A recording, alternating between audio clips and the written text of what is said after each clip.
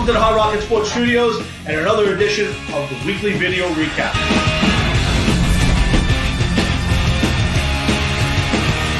March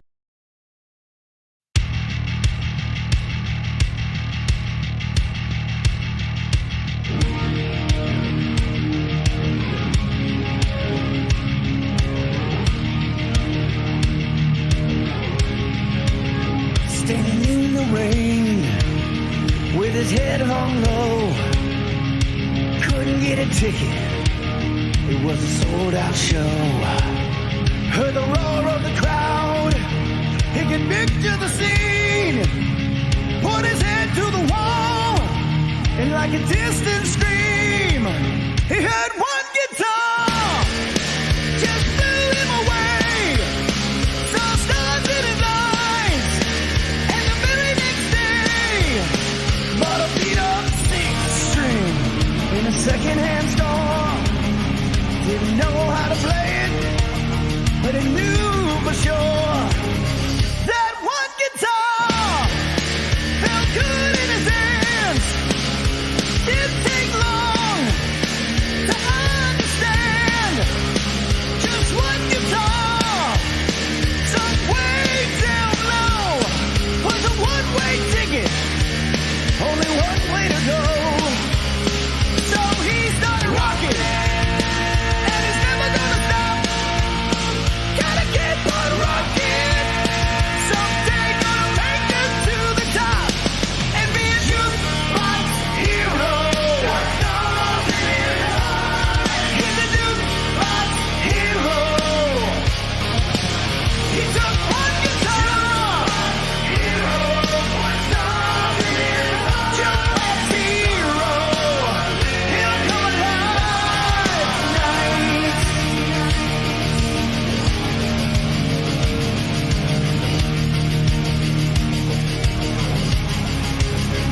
In a town without a name, in a heavy downpour, rode a castle's own shadow by the backstage door. Like a trip through the past, that day in the rain. Now one guitar, and his whole life changed. Now he needs to keep it rocking, and he's never gonna stop. Gotta keep on rocking. That boy has got to stay on top and be a jukebox hero. He's a jukebox hero. He took one guitar. Jukebox hero. He'll come alive tonight. Come alive tonight.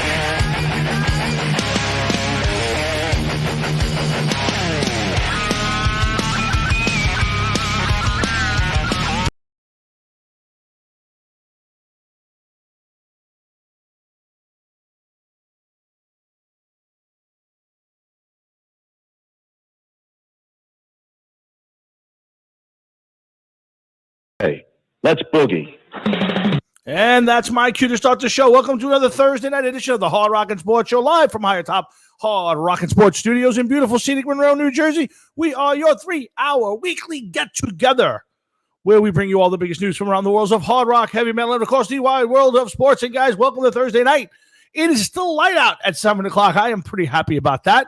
And I'm happy that you are here talking with me and pretty soon my good partner, Jeff. We are going to thank you. Yes, that's Lenny. Thank you for previewing that for me. But yeah, thanks for coming on, guys. We got a lot to get to tonight. Big show. I hope you guys have had a good week. We've had a okay week. It's been a little stressful at work, but that's okay. We get through it to Thursday night, and for 2 hours and change, we have a little fun. Actually, almost 3 hours. That's the slogan of the show, 3-hour weekly get together. Yeah, we do almost 3 hours, Jeff and I, every week, and we got a big show for you tonight. Yes, it's the very first ever Hard Rock and Sports movie review. That's right. We're going to, every 2 weeks, we're going to do a movie review. It may be a sports movie. It may be a music movie. It may be something to do with wrestling. It could be, we might sneak in a documentary here and there. But this week, I thought I'd start it off with the very first one we're going to do with Jeff's favorite ball player of all time. Mr. Henry Louis Gehrig, New Yorker, Columbia University, and New York Yankee legend. Mr. Talwinski will tell you, he will tell you himself, thinks he's the greatest player of all time, and it's hard to argue it. You put his stats out there and then think what he would have did with a couple more years. Henry Louis Gehrig was quite the ball player. So we're going to talk about the movie that was done with Gary Cooper and Teresa Wright. I got some good and bads about it, but we'll give you a thumbs up or thumbs down on it. So tonight, the very first Hard Rockin' Sports movie review. We'll talk a little Jets and Giants and their free agency. I want to talk about Mike Tyson on Holyfield. Queensryche. Let's see. We'll talk a little wrestling tonight. Gary Sanchez and the Yankees. I'll hold that a minute. We'll talk about the Yankees, and we're 1 week away from baseball, folks. Semi back to normal. I think 10,000 fans. Yankees, Blue Jays next Thursday. We're gonna do our baseball year in preview. We'll get together with maybe a couple of our big baseball fans, and we'll talk about baseball from last year, this year. We'll preview the Yankees, the Mets primarily, but we'll talk about the league next Thursday night right here on the Hard Rockin' Sports Show. So I'll reach out to a few friends, see who wants to join us, and we'll do a little roundtable on the state of baseball. We do it every single year. Don't forget, April 25th, I believe, is the NFL Draft Show. Jeff and I will be either together or on here or someplace doing the NFL Draft. But next Thursday night is very important. Tonight, Jeff Carlson, dear friend out of Las Vegas, got a new album coming out. Yesterday's Gone, the single Fire. So we're going to have Jeff on about 7:45, calling in from Vegas. So we'll talk to Jeff, but we got a great big show. I got so much on the pad tonight to talk about. Can't wait to get to it all. Real quick, Sleepy Joe, I'm sorry, okay? Listen, everybody's allowed to vote for whoever you want. If you watched it today, tell me you aren't embarrassed for the man. It's a complete embarrassment, this guy. I don't know who's bigger embarrassment, Cuomo or him. Honestly, you can knock Trump all you want, okay? He's rough on the edges, says a lot of stupid stuff. The guy did a good job. Look at the way things are today. Watch that press conference. I didn't watch it all. I worked all day. I got a couple of highlights or lowlights. I saw a bunch of stuff on Facebook. The guy doesn't even know where he is. Let's be honest, folks. The guy, and I feel bad for the guy because he's basically a puppet. Just stick him up there, prop him up every couple of days, let him wave. He'll fall down a couple of times. Maybe he breaks a hip and he goes away. I don't know. But I got to be honest with you, what's waiting in the wings is no better. But gas prices are way up. We're getting, North Korea's firing missiles again. China and Russia are starting to taunt us a little bit. I gotta tell you, it's freaky and scary. And if you're happy with it, hey, listen, everybody's entitled. You can hate Trump all you want. I get the tweets bothered a lot of people. I get that he said some, he was a little on the rough side sometimes. But I gotta tell you, folks, I'll take him any day of the week and twice on Sunday, based on Sleepy Joe. The guy is absolutely clueless. Absolutely clueless. So let's listen. That's our minute on politics. We got a great show coming up tonight. I want to thank the people over. I want to thank my dear friends at RFL Records. I was on the show last night talking the Fast Lane with John, Guy from Mind of Fury. Sean McKenna tried to pop up. He got bounced out. Doug Franklin, John, a gentleman from Svengali, I think Dan, the drummer. We did a little round table on drummers and kind of obscure, but lesser known, but amazing albums. I went with the MSG album. I think I have it here still. This was mine. I said that to me, this is one of the most underrated albums of all time. So that was up on my thing last night. I had a great time, and I want to thank John and Doug and everybody for inviting me on. I really had a good time. Patrick, he does look like deer in headlights. But, guys, we got a really great show tonight. We got plenty to talk about. We're going to talk a little baseball. We got NFL free agency. We got Queensryche. We'll talk Tyson Holyfield, if that is ever going to happen. A little wrestling. Let's see. The ref gets caught on the open mic, which, Patrick's on here. I want to get on that real quick. There's referee who got busted saying he wanted to call a penalty, I guess just to set the tone. Patrick, I would love to get you on the show one night and talk about this stuff. But, referees, umpires, they're all human beings. You're not going to tell me that sometimes, even with the best of the umpires, that just maybe a little bit of their personal feelings or their emotions get involved. It just can't. I just can't imagine it wouldn't. I just can't imagine. So, I think that's an interesting topic, and one I'd love to have Patrick on one night, maybe someone down the road if he wants to come on. He's one of the best umpires, referees that I got to be around in the Staten Island circuit, ASA softball, Staten Island Touch Tackle League. Patty was one of the better umpires and referees, and I'll say that because he's on. I think I've told him that in the past, but he was just a solid guy. I think a softball Hall of Fame umpire, if I'm not mistaken. So. We'll get Patty on to talk about that, but we got a lot to get to. I'm telling you guys, there's a lot to talk about tonight, and the only way I can get this started, first I see my dad hanging in there, but I do have to get this started by bringing on my friend, the backbone of the Hard Rock and Sports Show, and just the sexiest man on his side of the thing, Mr. Jeff Towinski. What's that in the background? I was lied to. You were not lied to. You said you weren't getting it. Well, do you want to hear the funny story about it? I hope they send it to. I hope there's another one coming. No, and you got to pay for them.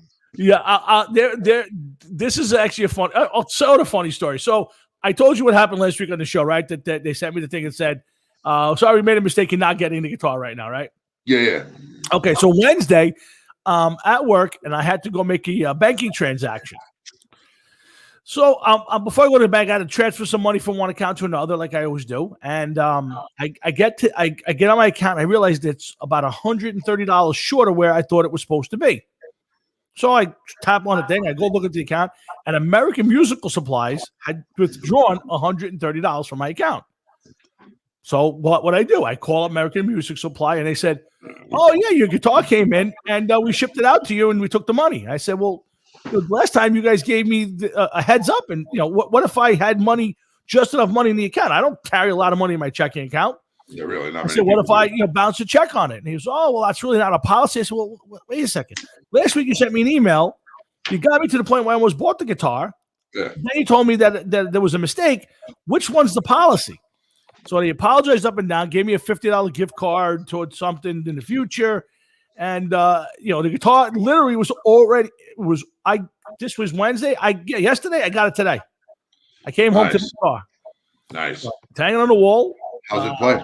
Actually, I gotta tell you, it plays really good. I mean, I love the sound. Hooked it up. I was tempted to send it back because I was so pissed off about it, but yeah, it's in the house. That box is torn up and in the recycle can, right? Yeah, it's forget it. I got to keep it. Hey, Leonard, tell Bill we want him on the show. I invited him. He hasn't gotten back to me. So please, Leonard, tell Bill we'd love to get him on the show, talk some music with him. He's a great player. And then obviously talk a little baseball with him as well. So, but Jeff, yeah, so that's the story of the guitar. My dad's on the phone. But Jeff, how was your week? How'd your week go this week? Long week. My boss is back. I was sick for a while, so I've been doing a lot of overtime. And last night I was watching the movie. Mm-hmm. A few issues in the movie, but I'm going to have to finish watching it. But I want to talk about the movie, and I was looking forward to that most of the week. And if it was possible, I think I actually became a bigger Lou Gehrig fan after watching some of the movie. Really? Yeah.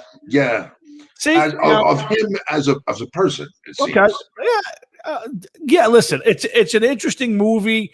We'll get into it a little bit. I want to do it. We have an interview at 7:45, probably 8:00. I'd like to get to talk about the movie a little bit. I want to get to some other stuff right now. I want to talk about, but I want to get my dad on. I wanted to talk a little bit about Elgin Baylor, so maybe my dad will talk a little bit about Elgin. What happened to him? Elgin Baylor passed away this week. 86 years old. I didn't even see that. Yep, I passed away at 86. So lots of stuff going on. But Jeff, it's so nice to get home and it's still light out. I turned the show on, and it's still light out. We got it's the change of the sun. The seasons are kind of crazy. I leave in the morning and it's 20-something degrees. I get to work and it's 40 degrees. The next thing I know, it's 60 degrees. That's the thing I hate, man. Yeah. Tomorrow's going to be 75 degrees. I want to get my dad on, but then I want to get right into. You sent me an interesting topic right before the show about the NFL not basically forcing their players to vaccinate, yet they're to go to games, they're forcing you to get vaccinated. And I thought that was the weird part of it. So you can play in the game, you can work at the game, but you don't have to be vaccinated. You probably have to get a test done or something. But in order to go to a game, you have to be vaccinated. I thought that was an interesting thing. So let's get my dad on first. And then and don't forget, I want to get to a little bit of wrestling tonight. We got a couple decent topics to talk about. So, but again, I thanked everybody at Arfo Records last night again for having me on the round table. It was a lot of fun. Hopefully, I get to do it again soon. So let's get my dad on. Let's talk a little. Let's see what he had to talk about, and then we'll get to some football. What's up, Pop? What's up, guys? How you doing? Good. What's up, Pops? How you doing, Mr. Florio? You were talking before about Elgin Baylor. Sure. And I don't know, a couple of weeks ago, we were talking about the best threes, and and I don't get me wrong. I think the Nets, if you were playing pure shooting games, they'd have the three best players that ever played. These guys are fantastic. Okay, but to me, the three best on a team was Baylor, Jerry West, and Will Chamberlain. It's hard to beat. And Chamberlain was light years ahead of his time. I mean, he averaged 50 points a game. Yeah. Okay, only because people told him that all he was a one-way player. And he could block shots. And Baylor was one of the. You wanted a forward to go for the ball. That was the guy you wanted. And West was no slouch either. Now, take nothing away from the Nets with the three guys they got. Right. But I tell you, I watched these games. And they shouldn't call it basketball. They should call it the traveling channel. I don't think anybody goes 3 feet anymore. Yeah. Well, Sometimes 4 feet, sometimes even 5 feet. Yeah, I get it, and I don't enjoy the game. I know, Jeff, you don't watch anything anymore. You don't watch basketball. I watch a lot of the Knicks. Not really. No. The Knicks are actually a fun team to watch, but yeah, even offensively, the Knicks the same way. But you know what, Dad? Here's my problem with it. Nobody plays defense. Everything's a three-point shot. Your centers are taking three-point shots left and right. Nobody plays with their back to the basket. And my biggest problem is this, guys, and we all could comment on this one. Basketball's turned into the league where players can't play more than 3 games in a row. You turn on, and Durant's taking an extra month off to make sure the hamstring. Kyrie Irving decides, I'm not going to play for 3 games. I'm going to go away, and walks away from the team. I know this started with the Spurs and their idiot coach. But Dad, I got to tell you that the NBA, at least the NBA player, is I don't know if it's baby coddled or just mismanaged. But if you're a paying customer, guys, you go to a game, you're going to see the stars play. It's great to see your team, but you want to see the stars, Dad. What happens when you pay $100-something a ticket, spend $900 between tickets and food, and the guys that you want to play take the night off because they're a little tired today. Well, I think what the problem is when they give out the schedules, they should have the schedule on March 15th. These 2 guys are going to play. Yeah. And the 17th, this guy. You know what it is, too? Everybody makes the playoffs. And today it's no more. It's just, guys are making that never won a championship. $25-30 million a year. Yeah, well. What are you going to do when they win a championship? How much you going to pay them? It's sports is nothing but today, even with baseball. Yeah. Even baseball. And I'm waiting to hockey. Hockey's going to wind up going back to the old days with the fisticuffs. Well, they already are. I watched some great games. I watched some great hockey this year. It's the one sport where men are men in this one, Jeff. I mean, it's a big difference. But, Jeff, you're a family. You want to go to a basketball game, you show up, and, that the stars of the team will play every night. Dude, the problem with basketball is they're letting the inmates run the prison. When the players can get whoever they want to come to their team, the 3 of us, we're talking right now. I've known Tom. I'm friends with you for almost 40 years, Mr. Florio. I know you for as long as I know Tommy. And if we decided we were going to play basketball and we're going to be on the same team, and it's me and you, Tom, and we want to recruit your old man, we get him over there in a minute. because we have power. We have more power than anybody else on the team, and that's the problem. Yes. They let these guys have too much power. Yeah. And if they're like, you know what, I don't feel like playing because I'm saving myself. Yeah, but it's December. What are you saving yourself for? The playoffs in fucking May or June. So I'm saving myself. I'm pacing myself. I'm only going to play so many games. I'm only going to play so many minutes. Yeah. What happened to these guys that want to play? It shows the Moneyball aspect of the leagues. It really does, if you think about it. Yeah. You know, it's all sports. And by the way, happy birthday, Will. It's all Moneyball.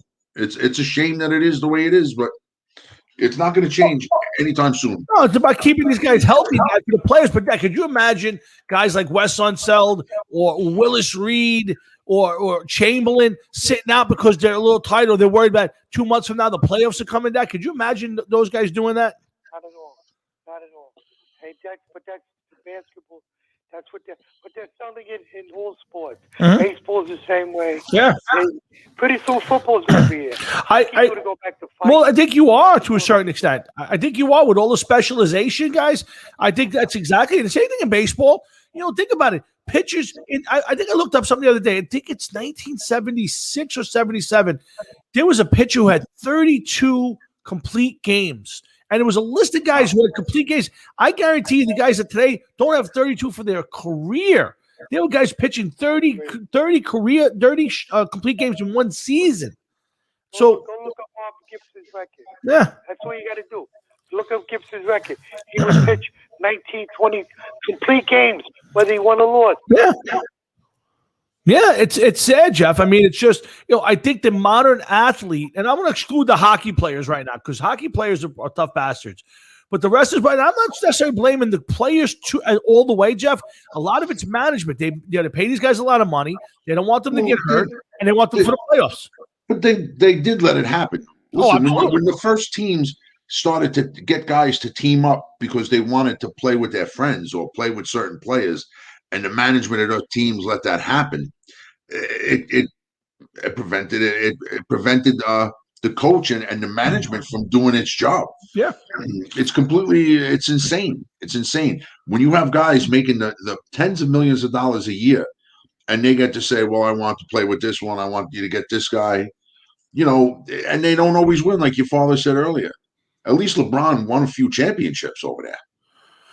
Again, championships, and listen, obviously that's the goal, but it doesn't impress me in the NBA because guys just team up. I mean, all of a sudden the Warriors go on a run, they win a bunch of them. They got Curry, they got Thompson, they got Draymond Green. They bring in Kevin Durant. What impresses me, take one of those guys, go to a team that's got nobody on it, and win a championship. So that's but I just think the athlete today is, listen, they're great athletes. They're finely tuned. They're amazing, especially work out year round. Nutritionists and the whole bit, but they don't play. I mean, the pitcher, guys don't pitch anymore. They pitch. If you get a guy who pitches 7 innings, Dad, he's a Hall of Famer. I'm just. Did you see what happened today with the Mets? This is the first time I've ever heard of it. They came in. They're practicing this. They're trying this out. The guy that was pitching for the Mets, giving up runs like crazy. Right. Okay? Took him out of the game. Let's say they took him out in the 3rd inning. Okay. The 4th inning, they put him back in the game. Yes, you can do that in the spring training now. Yes. They took him out again. Yes, this is all experiment. Yes. They may bullshit you with they're all experiment because this is what the people want to see. Most of these kids today wouldn't know what to do. They fell on top. No, I agree. I agree wholeheartedly. It's listen, I love baseball. I love baseball. I think the guys today are great athletes, but they're not tough players. They're not, and again, they don't know the game. Nobody bunts, nobody hitting runs, there's no such thing as fundamental baseball anymore. But we go through that time. But it's just the fact that, especially in basketball, these guys play a night or two in a row. It's not like baseball, you play 6 out of 7 days. And I don't excuse it there either. I mean, you play a baseball game, it's 3 hours, half of which you're sitting on a bench doing nothing. I'll be right back. Good. I just think it's crazy, Pop, that's what happens, and then you miss 3, you miss. I agree with you. Yeah. And the sad part is there's some good ball players out there, but all they know is one way. It's just one way. Yeah. They don't know how. I remember when the Knicks had a good team, Reed, the Busher, Frazier, and those guys. That it was people used to get up and chant for defense because the Knicks were holding them under 100 points. Yeah. Today you hold a team under 100 points and they throw you out because that's not what they want. It's not what they want. It's the truth. Absolutely. It's serious. I watched these guys tell me, you count the walking. Oh. Holy sugar. I never saw. I was shaking my head. I'm counting 4 times, 4 steps. They're doing all kinds of this and that. I got you. Wow. Guys, it's Hard Rockin' Sports. Honest to God, it's like watching the Harlem Globetrotters. I know. It's Hard Rockin' Sports. It's Jeff Tom. My dad's hanging with me. Dad, before you go, we're going to do a lot of baseball next week because the season opens up. And listen, no matter what happens, we get excited to watch opening day baseball. It's still, still fun, the pageantry, the whole bit, especially. But the one thing there hasn't been a lot of Yankee games on TV. I've watched some of them. But the one thing that's been constant from last year to this year is Gary Sanchez is a horror. Now I haven't seen any loafing or not hustling yet, but he's last I saw he was 1 for 21 with 10 strikeouts. Now I hear he's just missing what?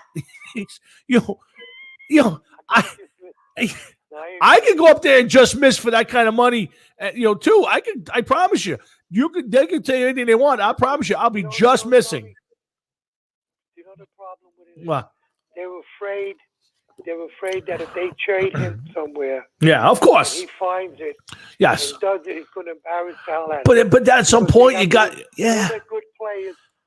I get it, but at some point you got to move on. Again, like they didn't want to spend the money in free agency, so I get that. They don't have anybody ready in the minors, so the cheap way out and was to keep them and do it. But listen, luckily, the team looks pretty strong. I mean, Voit and LeMahieu, Torres, Urshela, I love Frazier and Hicks and Judge and Stanton's going to DH. It's a good team. I think even in the rotation I like. I'm a little nervous right now. Obviously, they got to stay healthy, but I'm a little nervous about the bullpen right now. It's not locked down like it's been. And even when it's been good, the postseason hasn't been good. Have you watched enough to kind of get a feel what you see so far with this team? Yeah, no, I agree with you. I tell you, the pitcher's not that fantastic either. No, you know what? I got a lot. I tell you what, I watched the kid James Italian pitch the other day, and I like the way he pitches. I love Kluber. If they can get half of what Kluber was, that's a good number 2. With Coles looked fantastic. Montgomery, and you know what? People don't like the kid, and I understand why, but Domingo Germán looked really, really tough. So, if you get good pitcher, if they let him play. Yeah, I mean, you get those guys. You got Garcia, King, Schmidt, all those guys in the farms or in other roles. And then middle of the season, you get Severino back. The pitcher staff might be good. It might be good. It might not be great. Then I heard talks they're going to go 6 pitchers, six-man rotation, which I don't like because I want Cole pitching every 5th day. But it's not a bad team. Right now the only question mark is that they keeping Tauchman or they keeping Bruce. I mean, that seems to be the big thing right now. So pretty good for the Yankees at this point. The Mets got some questions. Well, the Mets got. I tell you what, if you ask me who had the better chance of going to the World Series, I would say the Mets. Their defense is not that great, I'll grant you. But if they got a pitching staff, and I got to tell you, if I got DeGrom, that's my man. I got you. But after I got you on that, Dad. But the problem with the Mets is, first off, they're a really tough division. I mean, the Braves are a great team. Right. The Phillies could be good. The Nationals could be good, and even the Marlins took a step last year. That were a much better team. Yes. Yeah, and then you got some good teams in the National. The Dodgers are still the beast of the beast out there. I think the Padres are better this year. So I think the National League's tough, and the Mets still have some holes to me. I mean, third baseman. Yeah, they're a little short at third. I'm not crazy about their bullpen, and really after DeGrom, Peterson, Stroman, these guys are okay. It's not like Syndergaard, Matz. Yes. Not really a good defense. Yeah, it's going to be an interesting season for the Mets. They may be a good team and just stuck in a really good division. I mean, I don't know how. The Nationals are still a question mark in my brain, But Should be very interesting. yeah, I mean, the Mets, again, they could play really well and still be a 500 or a team a little above 500 and not get anywhere near the playoffs because their division is just, it's stacked. And again, I think the Marlins are coming. We'll see if Jeter gets it right. But, it's next week, a lot of baseball tonight. Dad, let me real quick. Did you ever watch the movie Pride of the Yankees? Got to ask you because Jeff, we're going to do it. What did you think of it? Quick. Well, I tell you what, it was a very good movie. Yep. But then I found out about later on, somebody wrote a book about it. And his wife, Lou Gehrig's wife, the way she was on TV, she was the complete opposite. Okay. In person. She cursed, she drank, she smoked. Okay. She had a mouth like a truck driver. Really? They said that was the only thing that they really got. Lou Gehrig, Cooper played him too really good, they said. He really, that's the way Gehrig was. Yeah. His wife was the complete opposite. Okay. I thought Cooper did a good job portraying him as a person. Obviously not as a baseball player. I think Gary Cooper. Well, they really didn't get into the baseball. Well, yeah, but what you did, not interested. It looked like it looked like Gary Cooper had never seen a baseball game, let alone swung a bat. I don't think he ever saw a baseball game before he did this. So, but it was interesting. Well, we're gonna talk about it a little later. I just want to get your take on it, Pops, before you went. Have a good night. Enjoy yourself. Thanks, Pops. Take care. Talk to you over the week. You got it. That's my daddy. Checks in every week. We love having him on the show here, Hard Rocket Sports. Jeff, Tom, and all the gang hanging out from 7 to about 9:30. We got Jeff Carlson from the Jeff Carlson Man popping up about 7:45. We're going to talk a little Giants free agency. We're going to talk. I want to talk about again. Let's stay with the Yankees while Jeff's doing his business here. Again, I know the Yankees are stuck with Gary Sanchez, but to me, it's enough is enough. We haven't gotten into the season where if he starts to loaf. Short of that, can we? If he was playing great defensively, I can live with it. That team's got enough pop in the bat, and he'll hit some home runs. But the problem I have with him is I know at some point this year he's going to give up a ton of pass balls. People, even though he guy's got a cannon, they're going to run on him, and the guy's going to loaf, and that's my problem with it. But so Gary Sanchez hit 185, hit 15, 18 home runs and a couple in a big spot, and just be a good catcher. I can live with that. But the problem is you're not going to see that. So I don't know. We're going to see the new kid that they picked up. We're going to see Higashioka. I'm not sure.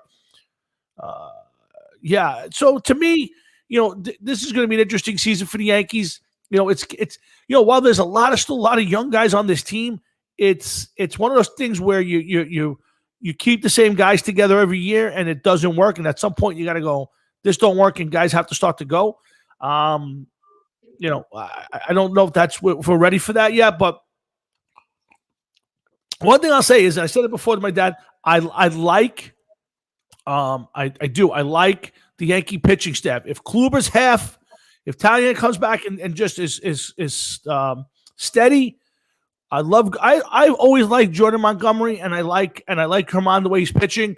It's not a bad staff. You get Severino back at some point, and you still got those kids, King, Schmidt, all those guys at some point. See if he straightens himself out. It's going to be a good team. Still got to hit, and the big thing is this team's got to stay healthy. I want to talk a minute about the Mets and Michael Conforto, because I know they got. I keep seeing the Mets got big decisions to make on Conforto and Lindor. Lindor's a no-brainer.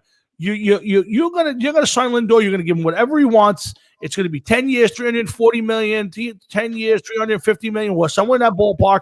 That's it. They're talking about giving Conforto $200 million. And for what? Michael Conforto is a good baseball player, but it goes back to, Jeff, give me 1 second to finish this.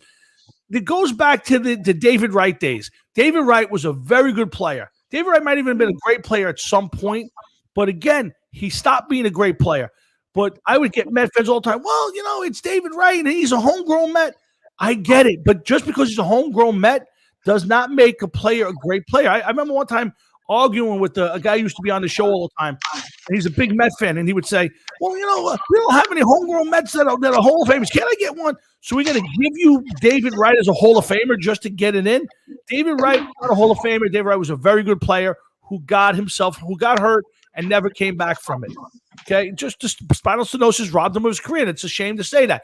Michael Conforto, to date, is a very good player. He's not a great player. And if I'm the Mets, I'm going to be very, very careful giving him a 5 or 10-year deal or whatever they're going to give him for $200+ million. He's not a great outfielder, decent on the corners, and he's been an okay player. If I run you his stats, you're going to tell me, Tom, you're right. The guy's not a great player. So, are there any great players in today's day and age in the game? Yes, yes, there are great players. I mean, Trout is obviously an incredible player. I think some of these other guys, I'm trying to think. I don't put Machado and Bryce Harper there, but the pitching, obviously, DeGrom's a great player. Garrett Cole's a great player. I think so. You could be a great player. You could compare some of these guys to the greats that are in the Hall of Fame right now. No. I mean, Trout, yes. Cole and DeGrom, I could put them in that category. They're great pitchers. They're not just great pitchers for today. There are some great players. When you say Hall of Fame, am I comparing them to Lou Gehrig and Willie Mays and Joe DiMaggio? No, probably not.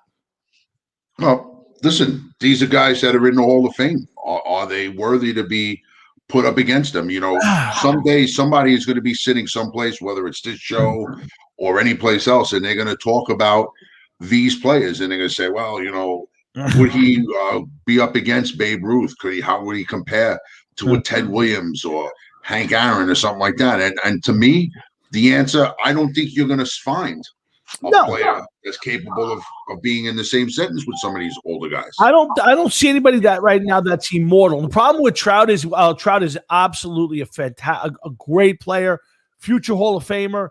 He hasn't won a championship, so that's one of those things when you look back at Gehrig and Ruth and Mantle and DiMaggio, all the titles that they won. Now again, it's a different era that you didn't have to go through all the different layers of baseball, the playoffs to get there.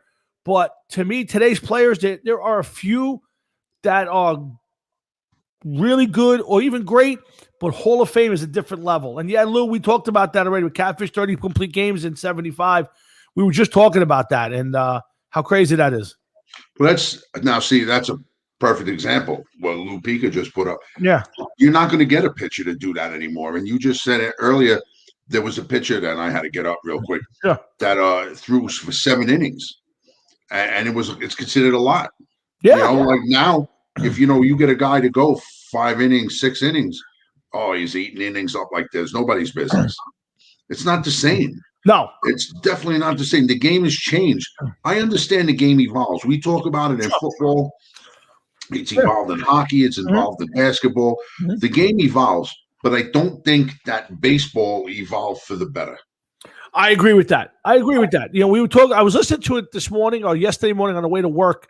I listened to Al Dukes and Jerry Recco on the Fan in the mornings on my way to work, and they were talking about baseball today and baseball in the '80s, and it was such a better game then. I mean, first of all, the age of specialization hadn't really, you had your closer, but you didn't have all these different guys. Now you have guys come and pitch to one guy, lefty specialists. You got your guy. You got your runner off the bench. It's such a different game back then, and there was such stars. It was different situation. Yeah, there's guys now that spend more time in the shower than they do actually playing the game if they get in. Yeah, it's different. I mean, listen, I don't basketball. I've completely washed my hands of with because I don't like the way the game's played today. Football, I love the game, but it's starting to get to the age of specialization, and I don't like the rules. The defense, can't hit, can't really play defense. It's basically let them catch the ball and then try to tackle them. And again, with baseball, too much specialization and not enough. Especially I love to see a guy eat up innings. Now guys have inning rules. 200. You're only going to get 100 innings this year. I don't like all that specialization. You're right, Jeff. Sports in general have not evolved to the better for us, even though we still love to watch them. Listen, although I understand what you're saying, it's not entirely true. And I'll tell you why. Why? Because you didn't like the way certain sports evolved. Okay. Nowadays, and we've talked about this several times, okay, in the past. Mhm. People don't want to see a defensive battle. People don't want to see a well-played game. They want to see offense. Nobody wants to see two teams play a baseball game and it's a 1-0 game. One team got 2 hits, the other team got 3 or 4 hits. There was one error. Mhm. 3 guys walked the entire game. Yeah. But it was a defensive game. Most people wouldn't know a defensive game if you told them this is going to be a defensive game. So watch. Yeah. They wouldn't understand what they were watching anyway. Right. So to me, now, even though I understand, that kind of stuff, that aspect of that, there are people that are going to want to watch home runs go flying out of the stadium like it's an airport. That's exciting to people, not some guy that's going to take a drag bunt and try to beat it out at first base, or a hit run. They don't want that. They want the guy to hit the ball over the fence. It's all fantasy football. They want to see yard. Exactly. It's all fantasy sports. It's all fantasy, Jeff. That's the problem. Basketball, they were talking about the Brooklyn Nets on ESPN a couple weeks ago. Yep. I mean, if it's on, I'll listen to it. And they were like, this is a team that's capable of scoring 150 points. Mm-hmm. But the problem is they're going to give up 130 points a game. Yes, absolutely. So, yeah, but that's what people want to see. People want to see that. I get it, Jeff. I do, but I maybe it's us as purists. I mean, especially myself. I'm a sports purist. I love a good. I want to see points in football. I love to see a good 28-24 game. But I want to see defense. I want to see defensive stops. I want to see people make plays. But to watch a game go back, I think there's been one game that I can think of. There was a Giants Saint game. About 2015 or 16. It was like a 50-49 game. And it was very exciting. But nobody could stop the other team. And I thought it was a good game. But I would much prefer a 17-14 nail-biter where you move up and down the field, but somebody plays defense. Same thing in baseball. Same thing in any sport. To just go out there and chuck it up and shoot threes all night uncontested it doesn't excite me. You want to see a contested game. Absolutely. Okay? Sometimes there's nothing wrong. I understand what you're saying, but I've been watching a lot of the NFL channel on cable, and there's been a lot of games. I watch games from all different times. Some of them I recognize, some of them I don't. Yeah. The game that you just talked about was on the other night, and I mean it was exciting. Mm-hmm. But when you look, you'd be like, the only thing the defensive players are doing are going out on the field, allowing the other offense to do what they got to do to score. Yeah. And then they go and hide on the sideline and, the other offense comes and does what they got to do. There was nothing is there going to be any chance this is going to stop? Are they going to stop them? I mean, it was just a fight, a blowout with points. Yeah. That's it. No defense whatsoever. Yep. It's sometimes you want to see a little defense, but it's not what the people want nowadays. It's all about the betting and the gambling and absolutely 100% right. And fantasy sports. And now that you bring up fantasy sports too, real quick, I saw a commercial for FanDuel. Okay. And I saw something on FanDuel this morning, or it wasn't this morning, it was earlier today, that I never saw before. And that I found really odd. Mm-hmm. Usually when they show those commercials, they're all guys in the commercials. You ever notice that? Yes. Today, there was a girl in the commercial. Oh, really? A girl in the commercial. You see her on her phone like this, fielding her team. Mm-hmm. And I was like, wow. It's just now they're trying to get the women in on this and trying to, appeal to women. What else is it? They're not just all of a sudden put a woman in there. You know what I mean? They're trying to appeal to everybody and get everybody involved. Every dollar helps, Jeff. Every dollar helps. But our guest just popped up. I want to get him on the phone, but listen, we're going to have Jeff Carlson on in a second. After Jeff, we're going to do our movie review. We're going to talk about The Pride of the Yankees, a film that Jeff and I watched. I did it because June 2nd, every other week we're going to do a different movie, sports, music, wrestling, something, every other week, a little something different. June 2nd is Lou Gehrig Day across Major League Baseball. So I thought we'd start off with the Pride of the Yankees. Jeff's favorite baseball player at this point in his life is Lou Gehrig. So we'll do that after our interview with Jeff. We're going to get the Giants and Jets free agency. I want to talk about Queensryche when we come back from that. We got some wrestling to get to. Deshaun Watson. Lots to talk about here on the Hard Rock and Sports Show every Thursday night from 7 to 9:30, 10 o'clock. Make sure you keep us tuned in every week. Also, on Wednesday nights, if you're looking for some music talk, get over to Talk in the Fast Lane with our good friend John Marhefkin over at RFO Records. I was on last night. I had a great time with our guest. I'm about to bring him on right now. And I opened the show tonight with a great version of Jukebox Hero done by Jeff Carlson and the JCB Band. So, Jeff, you ready? We're going to bring on Jeff Carlson. Yes, sir. And hey, Tommy. What's up, brother? How are you, pal? I'm great. Thank you so much for having me, man. No, we thank you for coming on. We look forward. We haven't had John in a long time. It's been a while. I know, right? Hey, we were on last night. We were talking about, and it was a good time. We were talking about, first off, underrated albums, kind of like below the radar screen albums. And I went with this one. Michael Schenker Group. Yes, that was my pick on that, Jeff. You ever thought real quick, Jeff, on what would be an underrated hard rock or metal album that I was going to go lights out from UFO? Jeff Towinski, what do you think? It's hard to say, dude. I mean, there's so many that you could pick, especially from that era. I don't know. I would actually have to sit and think about it. You definitely picked a good, solid album, without a doubt. I don't know if I would say it's underrated. I just don't think that it's just not popular. He had the popularity in the States that he did in other countries. Correct. But speaking of albums, I got to listen to our guest's new album, Yesterday's Gone, which is coming out real soon on the RFO Records label. And Jeff, I have to tell you, you knocked it out of the park, to use our little thank you. Metaphor. It's great. I got to see the video, so I hope you don't mind, but I got to see the sneak peek on the Not at all. And you killed it, man. It's a great album. Tell us a little bit about the making of it and what the inspiration for it was. Well, a lot of it, there were several songs we put on there that we reworked. We had them written years ago, and we just updated them. But there were also new songs on there, like Guilt, Is Your Weapon, Enemy Within, Yesterday's Gone, Fire. All those songs were new songs. Mm-hmm. Yeah, Fire's the single. Yeah, those are new songs we wrote, and like Enemy Within and American Dream and that's American my favorite one. American Dream. You like that one? Was really? I must Thank listen to you. it 5 times before the show came on. It was just such a great song. So, God, I'm sorry. I didn't mean to cut you off. Go ahead. No, it's all good. That's actually a song my lead guitar player, Robbie Wolf, wrote years ago.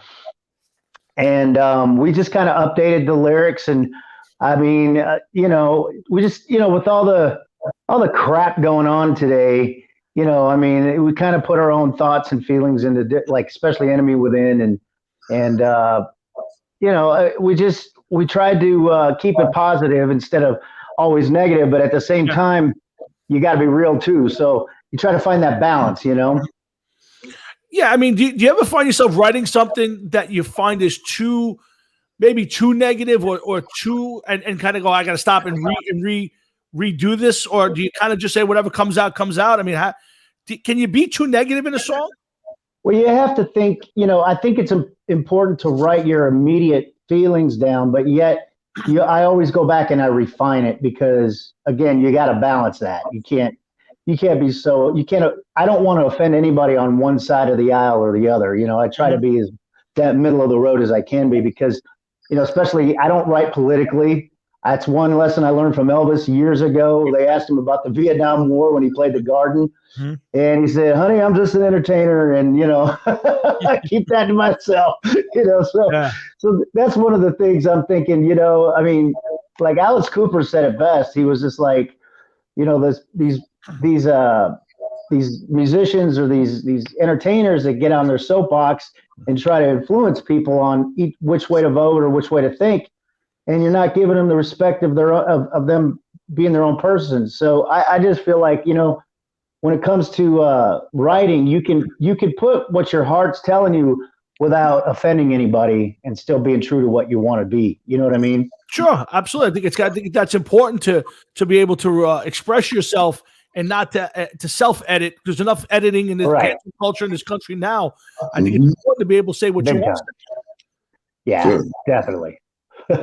I mean, Jeff, right? I mean, at this point, it'd be like us coming on the show and then not be able to say what we want to say because, we edit It's unfortunately in today's world, it's such a a thin line of what you can and can't do. Because if, like you're saying, you want to write your music and put your stuff out there, but somebody's going to turn around and be that then I don't agree with it, and they're going to say that this guy's wrong. And then it's a shame. It's a shame. Yeah. If you don't like it, then you know what? Don't listen to it. Don't bash it. Yeah. Just go on to the next song or whatever. That's why there's a next button on everything that we own. You know what I mean? Yeah. Well, that's why I try not to alienate anybody. You know, I try to be as non-confrontational as I possibly can. Good luck. Well, I have to tell you hit the next button on any of these songs and you won't go wrong. So, I mean, I have to tell you, I haven't gotten into reading lyrics and all that stuff. Just the melody and the vibe from the songs. It really is a killer album. Thank you. And, you know, I didn't get you on when you did Jukebox Hero. You had come on before. You had talked about it. And I have to tell you, I played that before. I actually played that, the lyric video to open the show tonight. I asked Doug. Oh, thank you, Tommy. Thank you so much, brother. It's a kill. I mean, I'll tell you something. That is a tough song to sing. You're telling me. That takes some balls, my friend, to sing that song and Thank do that. you. You know, you're gonna pick. You know, Jeff, you're gonna pick a cover. That's a tough one to do. Yeah. Which song? Which song was it? Jukebox Hero from Foreigner. Oh, yeah. Well, he's a good singer, man. Absolutely. Foreigner. And you nailed it, Jeff. So I opened the show. Thank you. Tonight, so, well, my question to Tommy is this: first of all, what are you doing trying to sing?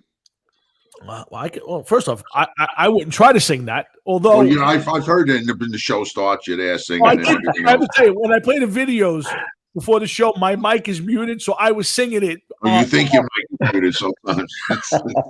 It's not. It doesn't matter. I can be a frustrated musician, sing it. Doesn't matter. It's good. The show's got half my name on it, so it doesn't matter. I can go with my half. I can do whatever I want. But hey, John Moravka, thanks for checking in.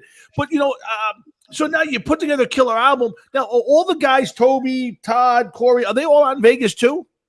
Yeah, man. In fact, they're all downstairs right now. We're getting ready to rehearse. A lot of the musicians we've gotten to talk to over the last year have complained about, first off, you know, everybody's spread out because of pandemics and this and that. Yeah. But did some people say, well, you know, it kind of forced us, we can't go anywhere, so we're forced to stay home and put this stuff together now. Some people said it was tougher because we couldn't get together. How did you find writing this album during this time period? Was it easier, harder? No, it wasn't hard. It actually worked to our advantage because originally we're thinking about putting out another EP. And then when COVID hit, we were like, you know what, let's take this time to really write some new stuff, do a full length record and really detail the hell out of it and really be proud of it when it's all said and done. And that's kind of the frame of mind we took, you know? So we were real happy with it. We did well. I'm happy with it. Yeah, absolutely. And it gets a kick out. Now, when is it the release date official? Is it this week? Fire comes out tomorrow, this first single. And the record, Yesterday's Gone, will be out April 23rd. Okay. Yeah. Okay. And when does the video when does the video get start playing? It'll premiere on Brave Words on April 1st. Okay. Yeah, I tell you what. It's the video is cool because it's just Pete D'Agostino. It's kind of simple. It's kind of old school simple to me. You know, it's not a lot of computer graphics. It's just you guys out there doing your thing. Yeah, that's all you need. You know, back in the day when I was growing up, that's all I wanted to see. You know, when Friday Night Videos came on, Def Leppard came on with Photograph and Foolin', man, I'm like, show the band, yeah. Well, you know, I had a little different thing because back then there was no internet, so we wanted the pretty young ladies flying by because you know to see them. Now, you know, I'd rather see you at this point. I can see the Stanley Clay girls on other places. It's a little different now. Yeah, I know. But we're talking with Jeff Carlson. His new album kicks out on RFL Records on April 23rd. So make sure you go to rflrecords.com.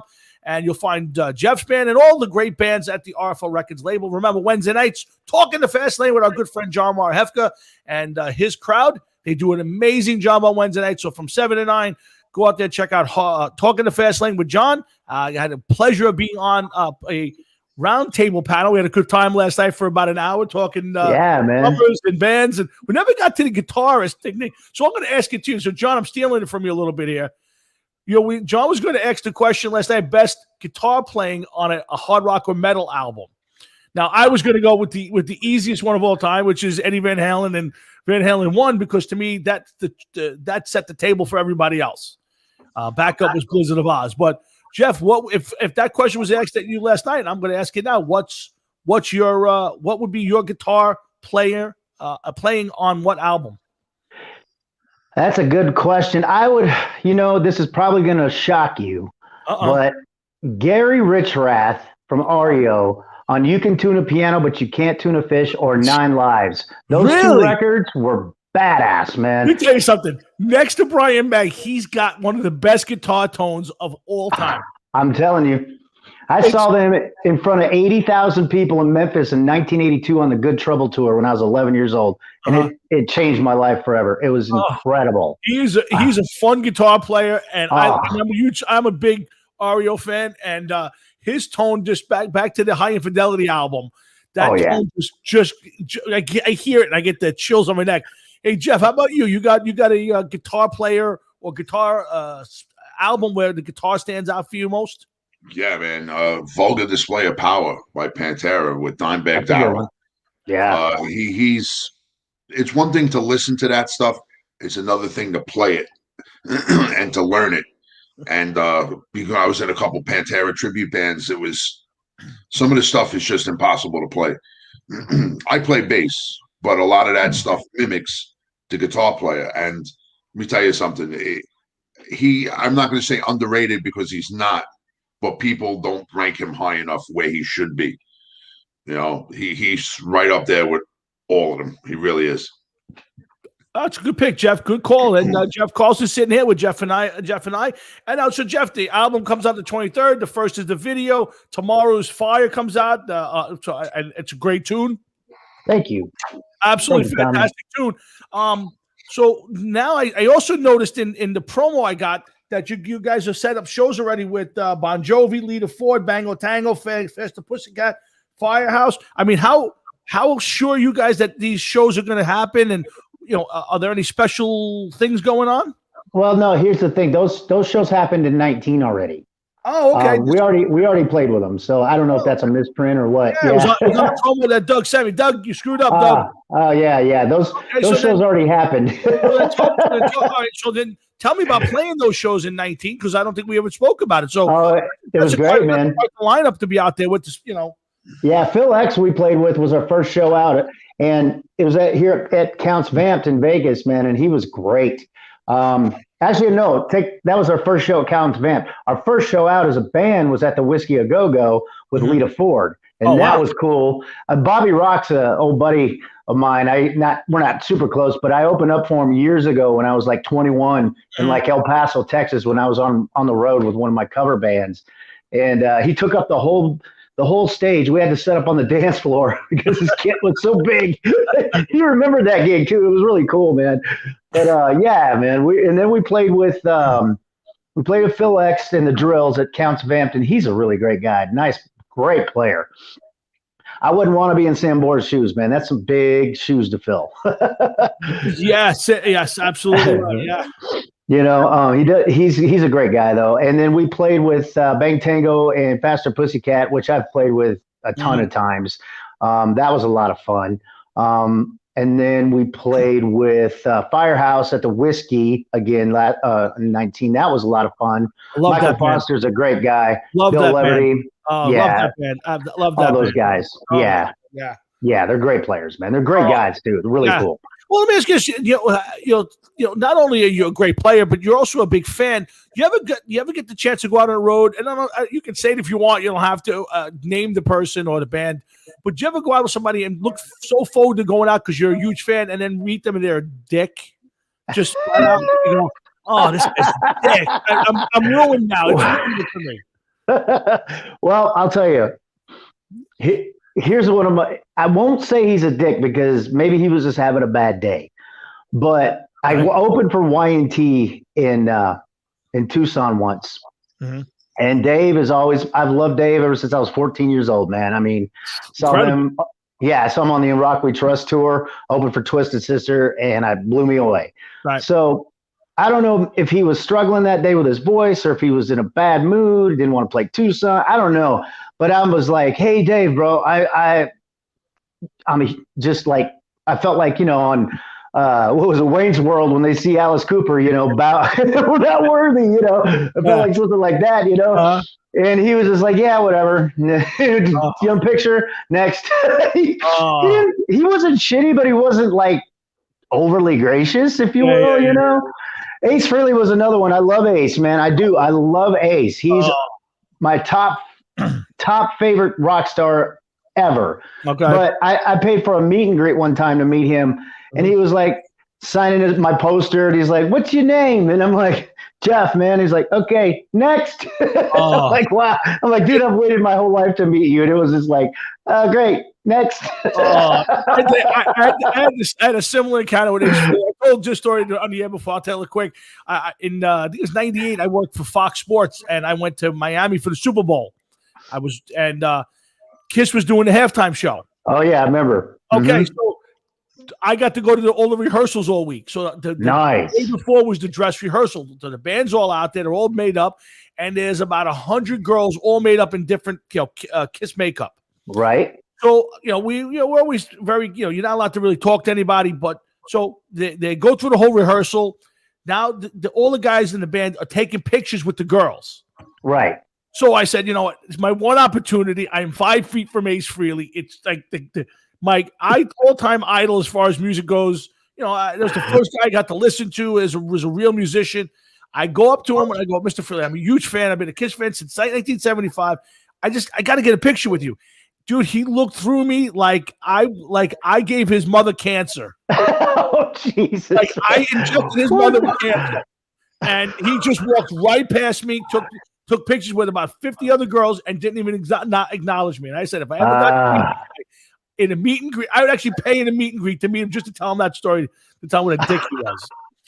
So that's my Kiss thing. By the way, I think Gene Simmons is going to be suing you. He's got the Kiss Army, and you got the JCB Army.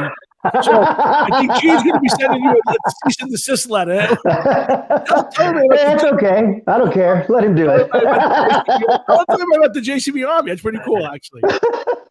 Yeah. What can I say? I'm a diehard, man. But I'm a diehard of the original four. Believe it or not, the nicest one out of all four of them is Peter Criss. I met him, and he's the coolest.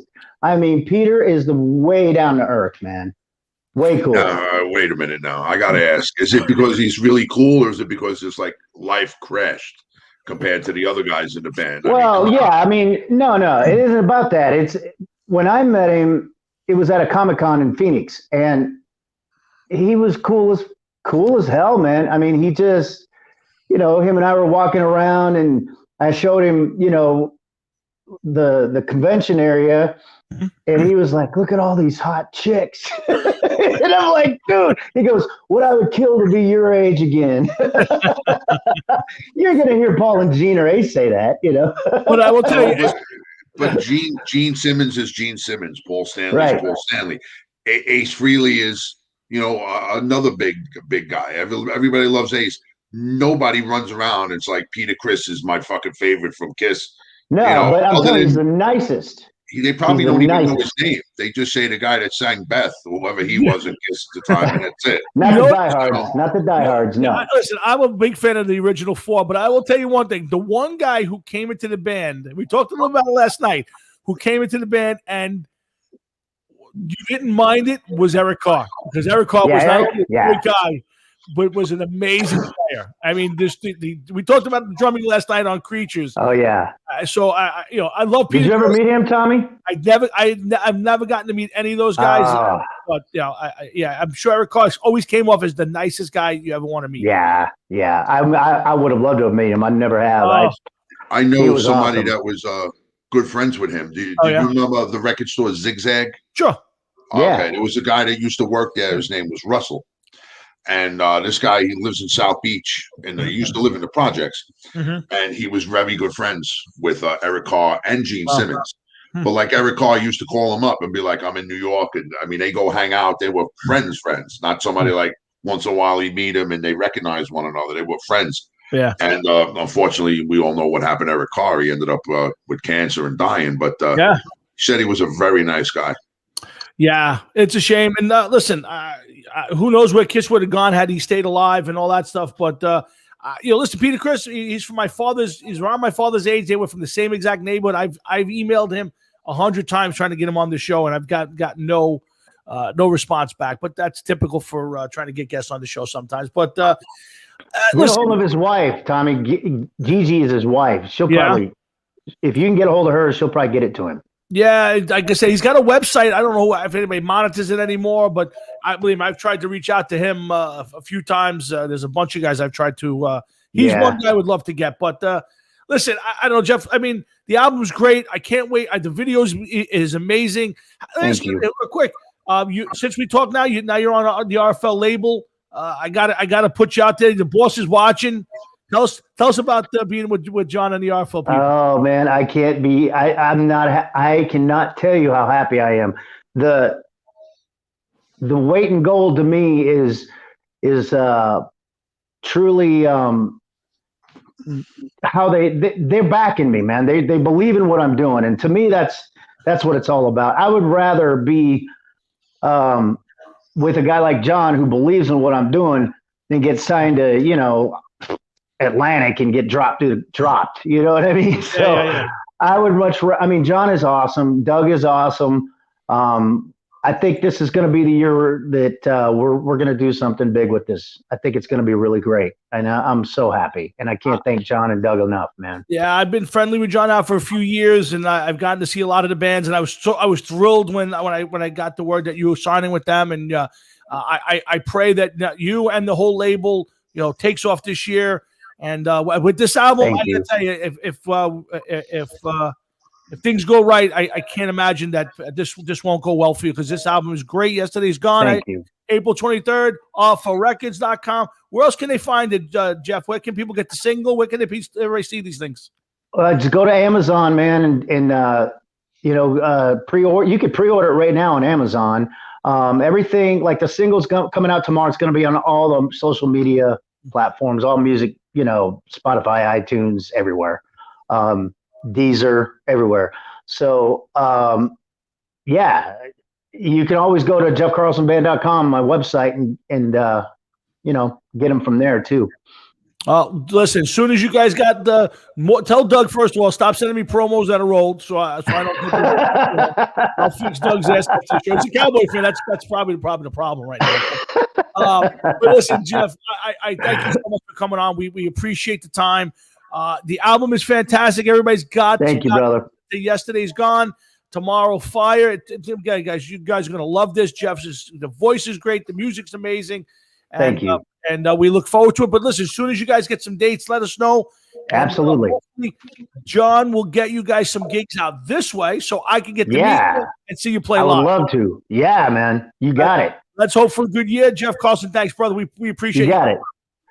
Thank you, Tommy. Thanks, Jeff, man. Peace. Nice meeting you, Thanks man. so much for having you too, brother. All right. There you go. Jeff Carlson, everybody. Thanks, Jeff. Take care, brother. Thanks. All right, Jeff. So that was Jeff Carlson. The album is really good. I'm going to send it to you. You might actually like it. I straight up, just a straight up rock album. Just really good shit. So I'll send it to you. Yeah, send it, man. Absolutely. Send it I can't even. I'll tell you the truth. I got a new laptop for the show. You know that. Yep, I know that. And as I'm looking around, there's no fucking CD slots anymore. So no, everything's digital. I would tell you to send me a copy, but no, everything's. I don't even get John. I have some CDs John sends me, but 99% of what Doug and John send me is all digital. So I'll send it to you so you can have it. Oh, okay. All right. Very cool. John, no sweat. He sent me a promo that just had a whole bunch of dates coming up this summer, and I didn't have a chance to verify it, so don't worry about it. I'm just breaking Dougie's balls. But remember, guys, Wednesday night, talking to Fast Lane with our good friend John Marhefka and everybody at RFL Records. They do a great job. And John, thanks for having me on last night. I really do appreciate it. So, Jeff, it's about 8:09. We got a lot to get to. I think we should do Pride of the Yankees. We should do wrestling, Queensryche, and then we'll end the show with the Giants and Jets free agency. Okay. How's that grab you? Yeah, no problem. If you happen to witness me running for my life, just keep going. It just means that lunch is trying to hit the scene. But before we go any further, I'm going to ask you a favor. Bring that guitar closer. You want to take it off the wall? Yeah, take it off the wall. Let's see what it looks like, man. We've been waiting for this for a while. Let's see what we got going on here. Okay, that's nice. So what is it? A Strat, the 5150 guitar? So this was something old, a later guitar. This is what he used with Sammy. Yes. Well, Right. yes, because that was the album 5150. Yes. Mhm. I bought it. Here's the funny part was I was going to get the Frankenstein one, but And thank you, John, for including me. Thank you very much. appreciate it, Johnny boy. That was very cool of you. I was going to buy the Frankenstein version because it was a little bit more money, but I already have a Strat, so it was the same headstock and body. This one, I honestly, truly bought, Jeff, because of the headstock. I just was that a Kramer headstock, right? It's a Kramer headstock. So I said, I just liked it better. Listen, it's painted on. It's not like it's painted on all the stripes and all that stuff, but it looks decent. It looks good hanging on the wall. And I tell you, I played it.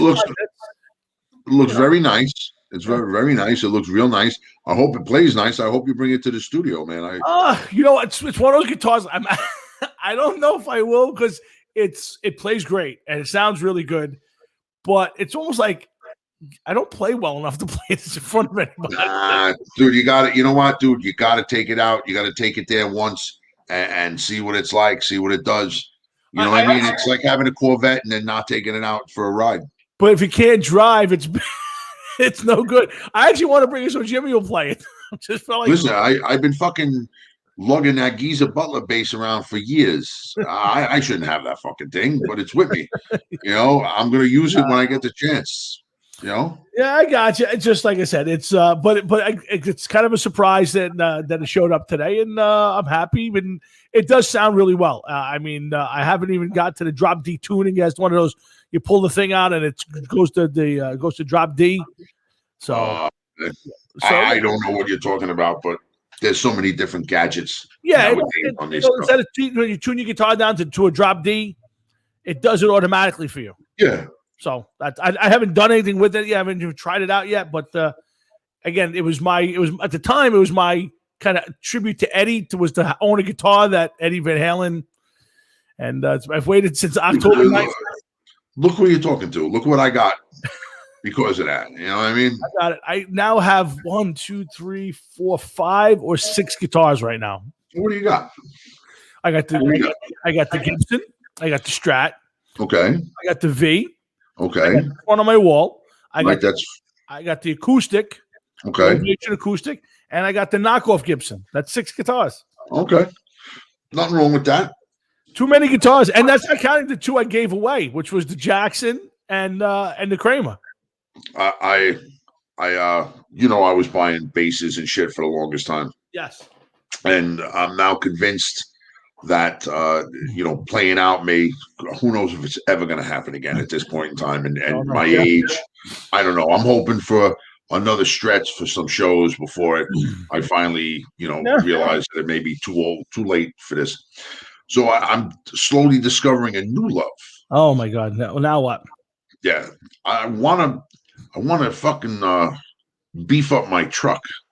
So I'm going to start looking into this. And I'll have to send you some pictures of a before and what I want to do. You want to like monster truck your truck, that type of thing? Not totally monster truck it, but I would like to put in a lift and some wider tires, basically make it look like it could crawl up a wall, never mind a mountain. So let's take a step back before we go back to the guitar to the car thing. Are you saying at 50, coming up on 55, you could see an end in sight of jamming and playing? Not jamming, but playing out. Yeah. Yeah. Yeah. Yeah. I mean, come on, man. I'm going to be 55. Haven't played in over a year with anybody like out someplace. Yeah. And, jamming is one thing, like we agreed last time in the studio, everybody pick a song. Yep. I'm still waiting from John and Jimmy for their songs. I guess they're exempt from this, but, the people that don't send songs are going to be the ones stomping all over songs that they don't want to do. By the way, I was gonna do it tomorrow morning because I heard a song the other day that I really fell in love with. I never listened to this band before. I wanted to run it past you first, so just do it right here in the air. Have you ever listened to the band Blackfoot? Blackfoot? Yes. They're like Skinner, if I'm correct, right? Like a Southern rock. A little Southern rock. They have a song called Train Train. It is a very cool tune. Very cool tune. Yes, I know John Collins was. Oh, really? What, he got you on the side or something with this one? I swear to God, I was driving to work one morning, and some days I want nothing on. Some days I want to hear nothing but like sports, or I might put on some sort of a comedy channel and just listen to that. And other days, like I just want to hear music. And this morning, I was listening to music, and that song came on, and I was like, "Holy shit! What is this song? This is pretty cool." So, yeah, I have it in my phone because John, way back when, like I don't know, it seems like eons ago when we first jammed. Yeah, and he started making mention of that song, and then I didn't know that was a John Collins pick. Well, it really wasn't a John Collins pick. It's a song that he talked about. Okay, and I listened to it once or twice, and I mean, somebody's got to play the harmonica for that. I don't know. Everybody's got to consider what's involved in these songs. Are we going to be able to pull it off? Yeah, listen. Well, that's the thing. We're first going to get in the studio to try. Yeah, I hear that. I hear that. We'll see. But I got some inspiration now. I'm excited. After the show, I got a couple things I want to work on, and I'm excited to play the guitar. I was actually going to send it back. My first thought driving home today was I'm sending it back. And then when I got home and opened the box, I went, I ain't sending this back. No, of course not. You knew you weren't sending it back from the minute you found out it was at your house. No, there was definitely a thought. I was pissed off about it. So I was definitely a little upset that they went into my account, took money without my authorization, as far as I'm concerned. Listen, I hear you, dude, but you know what? Then the thought of something there for you. Like the other day, my wife comes home from work and she says, I got you something. And I'm like, oh, really? What is it? What is it? And she's like, no, let's relax, nothing big. You know what I mean? And all it was a candy bar. And I'm like, oh, man, look at that. I got a candy bar. Look at that. My own candy bar. Oh, yeah. But it's like, it doesn't matter what it is. I don't give a fuck what it is. There's something at the house for me. I want it. Yeah, that's true. You know what I mean? Absolutely. Hard Rock Sports. Jeff's on one side, I'm on the other. We're here every Thursday night, hanging out, having a good time. We're talking about just about anything that comes to our brains, and we're happy to have you guys with us here on Thursday nights. A lot of people watching tonight, so I'm happy. I'm always happy about that. And the numbers have been up. Lots of people check out the Hard Rock Sports Show. Make sure you share us, tell all your friends about us, and make sure you come back each and every Thursday night. Remember, next week we'll do a lot of baseball, with the baseball opening up next week. And April 25th, the draft is coming. We just got through free agency in the NFL. The Hard Rock Sports Show is football year round, and Jeff and I will be doing our NFL draft show. I don't know if we'll be in the same room, but we'll certainly be here. And I'm going to stream it. I'm going to have the draft on the show for that night if I possibly can. So we'll actually watch the draft right on the screen together, no matter what. I got to ask you. You were bringing up about people watching the show and stuff, and Israel, huh? We're making big in Israel. We're making big in Israel. I can only tell you. I showed you the numbers. We're big in Israel. Wow. Who would have thought Israel, of all the places in the world, Israel? It's Israel and where? Canada? Canada was another one. I mean, obviously, 70% of our audience is from United States, but we got a few 11% and 7% from Canada and in Israel. So I thought it was 11% from Israel, man. It could have been either way. I could be off a little bit on that one, but we love our Jewish contingencies. Yes, we do. We're big fans of the Jewish faith, and we're very. And I have a GM who's a incredible general manager for my beloved New York Giants, who happens to be that. And yes, I was the other day that Louis Pica ate himself out of the starting lineup alongside Pete D'Agostino. It was the Hamburglar and Man McCheese. They ate themselves out of a lineup, out of a baseball game, softball game, I should say. I was managing a game, and they came back from lunch, and they said, "We can't play. We ate too much." So I want two stellar athletes in their day ate themselves out of a lineup. They McFlurried and McNugget themselves right out of the lineup. So at this point in time, I am afraid to eat anything McNuggets. I could not eat anything fucking McNuggets. Quarter pounder, on the other hand, I could probably kill 3 or 4 of those without no problem. I've never been the big nugget guy. I'm not a McNugget guy. I have to be honest with you. There was nothing worse. My friend Nikki, remember Nikki Scatino? Sure. Of course you do. we would go and after hanging out and getting all fucked up, go to McDonald's and we'd order some fucking McNuggets. And Nicky used to take the McNuggets and hold them up to the light, and he would be able to tell which ones had dark meat and not. Okay. So he would trade. He loved the dark meat because that was fine with me. And I was like, Nick, you could take all. If you know which one's a dark meat, please take them. And then he was like, I'll give you my white meat. I was like, oh, that's even better yet. So no matter how many dark meats I had, he would take all of those and give me the light meat. But the dark meat was like grizzled chicken flavored gum. It was tendons and beaks and whatever the fuck else it was. And it was just fucking nasty. And oh, dude, as fucked up as I was, I knew I should have been eating that shit. Louis you know Pica, what I mean? It's like, I want to call it Louis Pica right now. You did not just have a quarter pounder and a McFlurry. That is a lie. You guys went back. You guys had nuggets. I remember specifically. Please do not try to say you only had a quarter pounder and a McFlurry. That was breakfast in those days for you. There's no way that knocked you out of a softball game. That I, by the way, had to play with a bad ankle. I had a nearly fractured ankle. I had to play because you two guys couldn't play. Just for the record, that's how much of a team player I was. Jeff, I digress. But let's get to Pride of the Yankees. I went back and watched it last night. I was going to do it early, and I said, I'm going to do it right before the show. And actually watched it, fell asleep at the very, very end after the speech. Yes, I did drop a pop-up that day on a bad ankle. You're absolutely right. Lost it in the sun. But I watched Pride of the Yankees last night, and I got a very good perspective on it now. Do you want to go first? Do you want me to go first? Well, and unfortunately, I waited.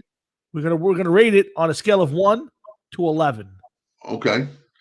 I unfortunately waited till the last minute to watch it. Of course. So last night, by the time I started watching it and getting into it, was right around the time that I started falling asleep. So I got to about the halfway point. Okay. But I noticed a few things, and things that I did not know. Go ahead. One, I did not know that his mother wanted him to be an engineer. Okay. Okay, so that was something that I learned. Like his uncle Two, Otto. He seemed very gullible and almost like slow, almost the way they tried to portray him in the movie. Yep. Like very what's the word I'm looking for, man? Like a dullard? Like a dullard? No, I wouldn't say a dullard. Like you were able to get a simpleton? Yeah. No, I can't. Well, how about this? More like a rube, like a naive. He was like naive, like he didn't know the ways of the world. Okay. You know what I mean? And when they were making fun of him, and then they pulled the flowers out of the guy pulled them out of the pocket, and after he had put them in the book and everything, it was just. I figured they would have been more about him and his playing days. So I don't know. Maybe you know how much more accurate was he? Like how accurate was that movie compared to his real life? Do you know? Well, again, I don't know, but I went on his Wikipedia. I went on the Wikipedia, and there is a lot of stuff on there that is. There's some stuff on that was changed, but I don't have a real good feeling of that if that was really Lou or not. I mean, I've did as much research as I can, and the one that I've seen to say was that kind of was Lou Gehrig. That's how he was. He was a simple guy who was just, he spent a lot of time with his mom and dad, and I mean, that guy. Not for nothing. I mean, the way they portrayed him in the movie, it seemed like he was, right on the right side of, borderline retarded, but just over the line. Mm-hmm. Don't you think? Like, very simple, very simple guy. Well, again, here, my issues with the movie. First off, listen, you have 41-year-old Gary Cooper playing, 19, 20, 21-year-old Lou Gehrig.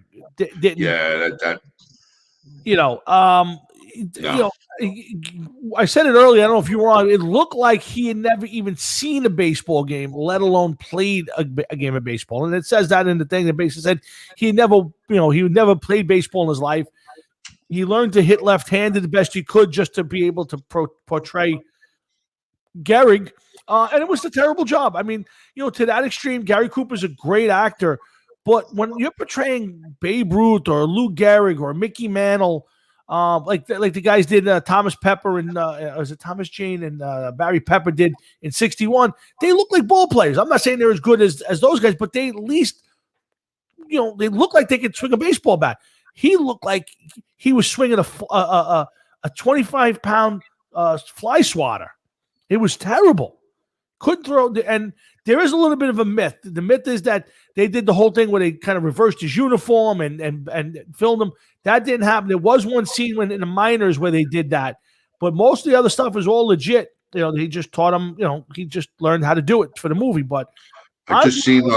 I'm sorry, but what Lou Pica just said about him being in Colombia. Yeah, very true. Yes, but Lou, if you watch the movie, you would understand what I meant. The way that they had him come off, it was like, very naive. Like he was totally sheltered, I guess maybe is another word to say. Yeah, well, think about it. Like at grammar school level, it seemed. No, well, think about this. How many guys do we know who were brilliant, smart guys, but when they got outside, they were timid and shy because they had no street knowledge. But being timid and shy is one thing, but being like the way that they portrayed him in the movie, and I understand it's a movie from a long time ago, and it might have been more along the way they were acting or acted back then, but it just didn't seem like, he doesn't seem like that to me in real life, but I don't know if it was a real portrayal or not. Yeah, and the other problem I have with it is, while I get that they were concentrating on his romance and his wife and his relationship with his mom, pretty much. First of all, they made the father out to be like a complete knucklehead. I mean, but that's neither here nor there. Yeah. So maybe it was hyped up a little bit. Yeah.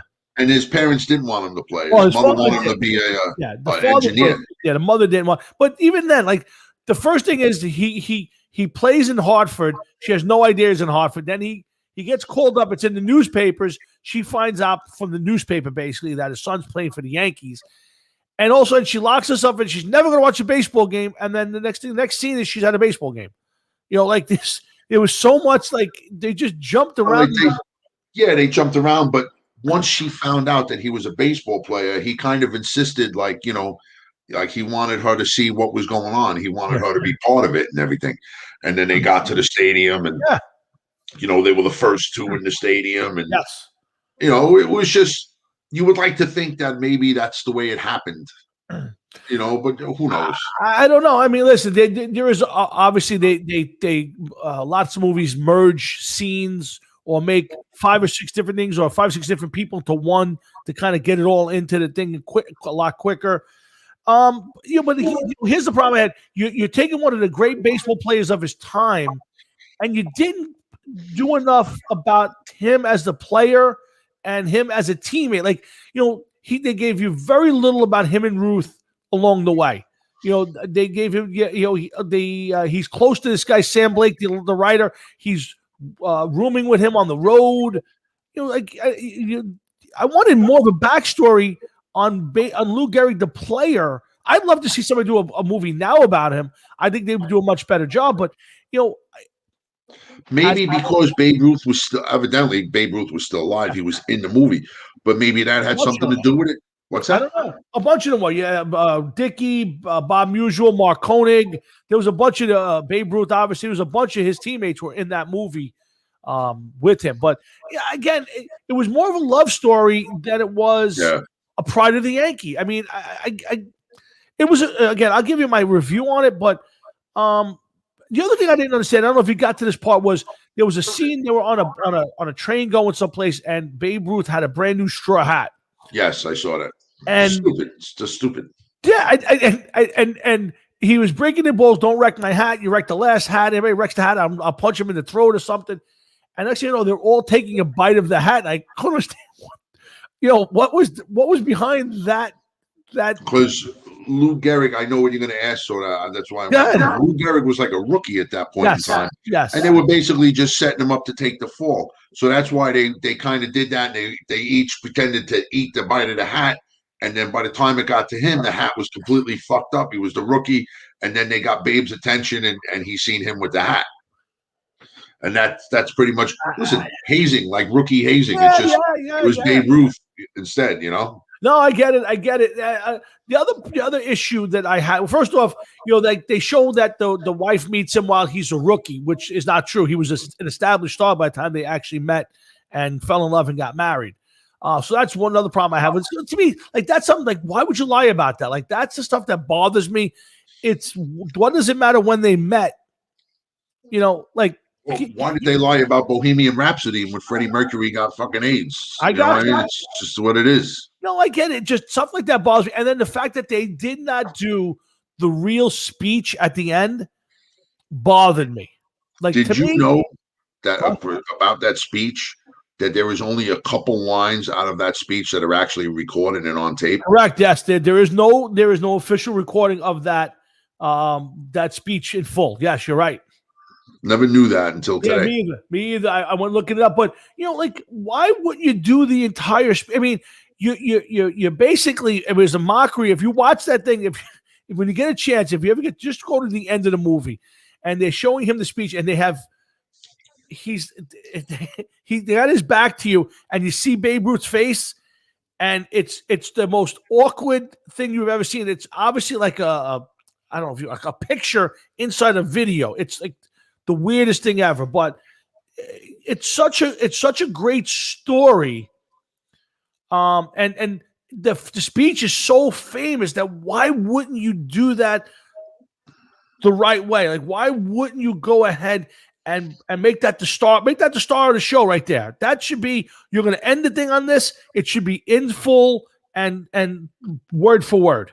Well, one thing for sure, to play that entire speech. Yeah. Nobody knows exactly today in modern day. Nobody knows exactly how that speech was given. What was said? Nothing. No, they have it. You go to Wikipedia. It's there. They give you the speech. No. They have the speech, but they don't have a recorded version of the speech. There's only a couple lines of the speech, so nobody knows exactly, other than what was recorded, how he did the speech. That's one thing. I don't know if I would want to see the whole speech when nobody could actually portray how he did the speech.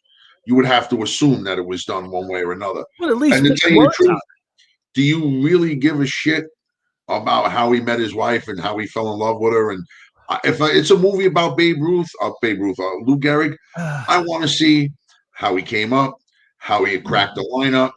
They made him look stupid where he got hit in the head with the ball as he was running between bases. Yes. He didn't know, or he got distracted, and he didn't realize what he was supposed to be doing at certain times. That's why I say what I did, like that. He seemed like he's like a retarded or a simpleton or whatever. Yeah. And I just think that, I don't know. I think they could have done a better job. I understand the movie's old, almost 80 years old, I believe, right? 1942 it was released. So, yeah, it's 78 years old. Yeah. So, I understand that it is what it is, but I would want to see him as he was playing, explain what happened. Let's see what happened as he started to go downhill.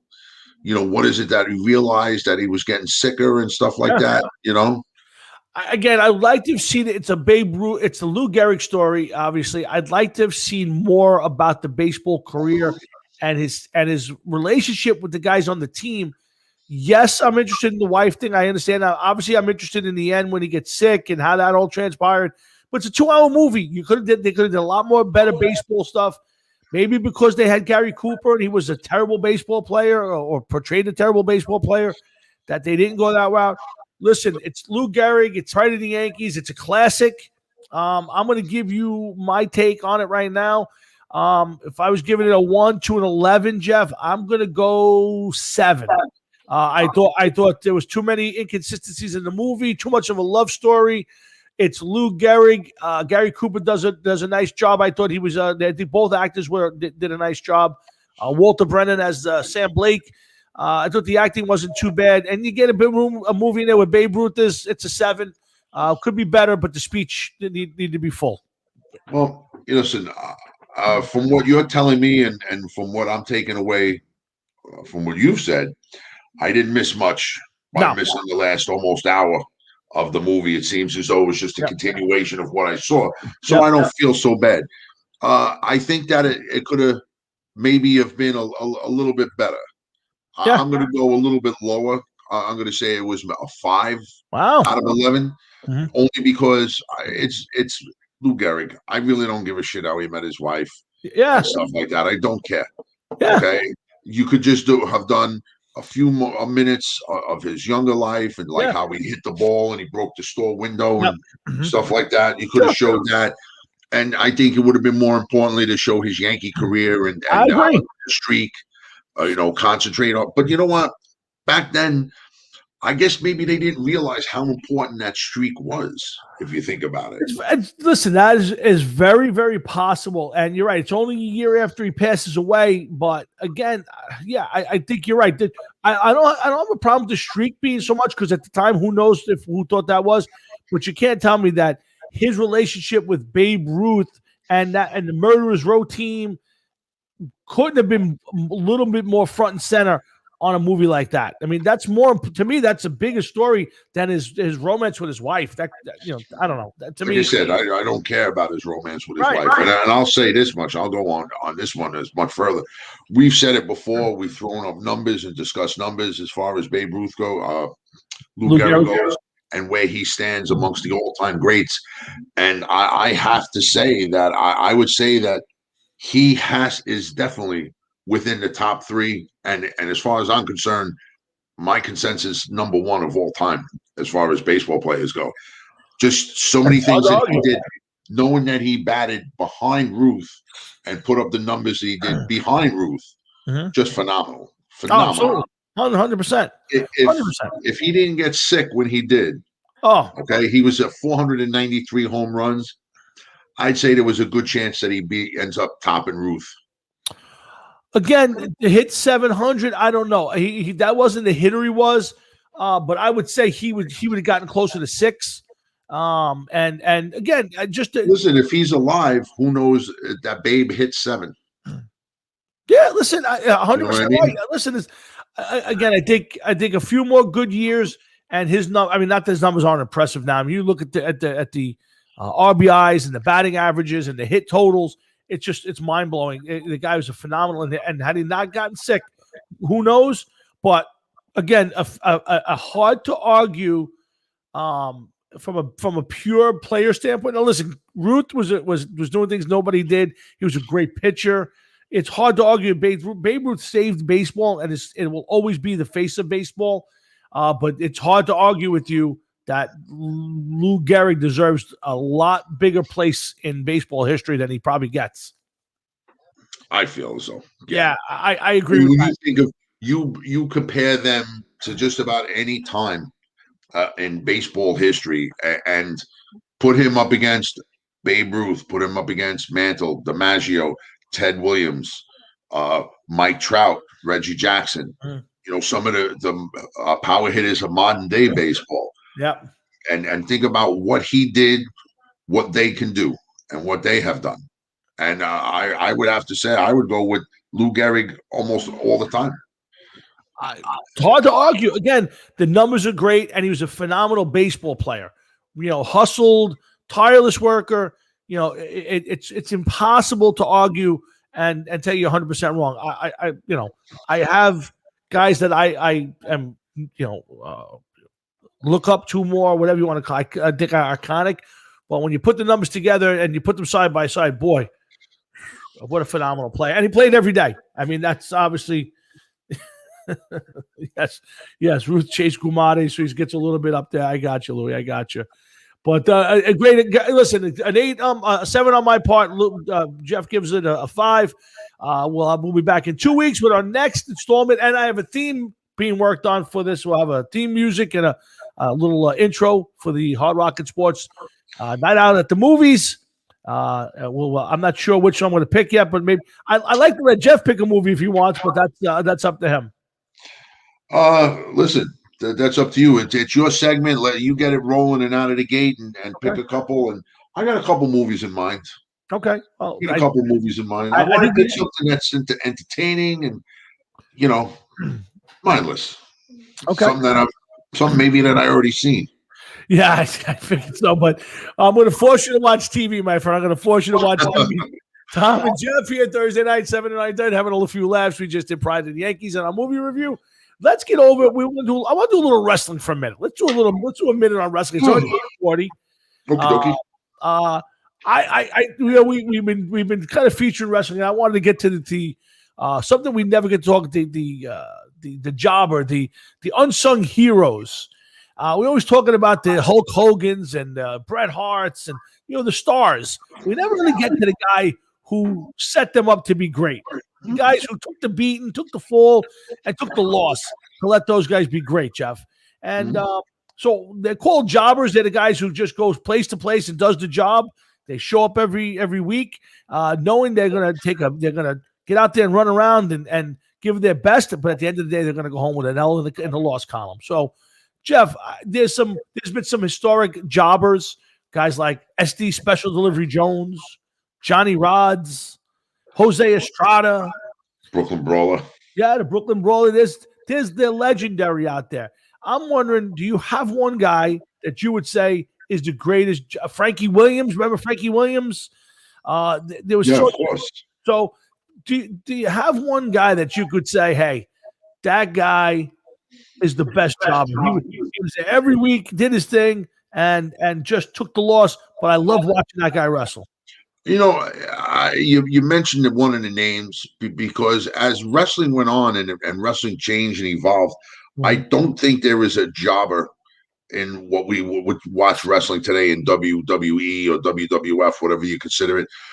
But we'll get to that in a little bit. But my favorite of all time would have had to be SD Jones. The guy came out every week, had a flurry where it looked like he was going to do it every single week. Lost by the skin of his teeth every single week. Yeah. And it just always looked like he was there almost. And then somebody was like, no, not today. And get back here. You know what I mean? And it was just unbelievable because you knew, just kind of knew he was going to lose, but you always hoped that he was going to win. He would fight the good guys, most of the bad guys, if you think about it. He was kind of a low-level good guy. Correct. Even though he was doing what he was doing. But they never gave him a push. He never got anything. I don't think I've ever seen him win. I think he lost all of the time. He might have won a couple bigger events, what were big events for them back then. But I don't remember ever seeing him win myself. No, I think of the best in my brain would be that maybe he had a couple of draws or count out the ring, count outside the ring. I don't think Junkyard Dog was necessarily a jobber. He was a guy who got some push. We're talking about guys who just, no matter what happened, they were going to lose every week. And JYD was not that guy. And Louis, I'm going to do Bang the Drum Slowly. I've seen it. It's not a great movie, and I hate De Niro now, so that's a tough one for me. And yes, he sucks as an athlete. Absolutely horrendous. No business being in that movie. Yeah, Jeff, sorry. No, go ahead. Again, to me, I agree with you. SD Jones, a guy I thought of that I don't ever remember seeing win. He might get part of a disqualification. And the guy I'm going to ask you, was he a jobber? Is George the Animal Steele? Was George the Animal Steele the ultimate jobber? Because he was a bad guy. Correct. I remember him coming on as a bad guy. For lack of a better term, I call it the dark era of wrestling because you didn't see some of these bigger names wrestle against bigger names. Like, the bad guys would come out and you'd be like, I'm going to come for you, Bob Backlund or Hogan or whoever the champion was. Right. But you would never see them wrestle anybody good. They would beat the shit out of some guy that was going to work and came on later on that day. You know what I mean? Because you'd watch wrestling on Saturday morning and the guy would have to be at work by like 11 o'clock so they get him. George Animal Steele was an English teacher. Yes, he was. Yes. But George the Animal Steele also came in and started fighting the Macho Man. Correct, but he never won anything against the Macho Man. He would always wreck his matches. Elizabeth. But he nonetheless, they wouldn't give him a push if he sucked. You didn't see SD Jones fighting somebody like that. True. So George the Animal Steele was, a little different. Some people would consider him a jobber, but they gave him a push at least once at one point. I guess I just don't remember ever seeing him in that in any sort of a match where you'd say, he always seemed to be when he was a bad guy, he would fight a better wrestler. Like he never won matches. Like he was, the thing with George was he would eat the turnbuckle, get the green tongue. He would act like Curly from the Three Stooges. Retard on fucking steroids. Yeah, it just, But and that's what got me. I saw a video pop up my thing, and I saw him being interviewed, and he was talking. And I said, I wonder if he's a jobber, if he's one of those guys who just never got to win. He was actually talking. Yes. Oh yeah. If you Jesus want, Christ. well, it's after his career's over, and it's he does they call it to shoot, and they get they go on and say, hey, you were at the Manhattan Screw Job, or what did you think of Hulk Hogan? And he goes through a whole thing, and he does tons of them, and he did ton of them. So I watch them all the time. He's very, very smart, articulate man. It's funny now, 50 years later or 40 something years later, when you used to think like when you actually believed that George Animal Steele was kind of off the edge, that he was just an English professor. How crazy! With the fucking body hair all over the place. Yeah. Patrick, I will agree with you. Bruno Sammartino was the greatest of all time pre-Hulk Hogan. After Hogan, Bruno it's that dark era of wrestling that Jeff talks about. I loved Bruno back in the day. It was always great to see him out there doing his thing, but he was kind of pre-83, right, Jeff? Would you agree on that? Yeah, but you know what? Listen, Patrick brings up a point, and it's true. He was the greatest of all time up until a certain era. Correct. Yeah. Is there any wrestler that you can take from any era and honestly and truly say that they were the best of all time? Because wrestling, as everything else, changed.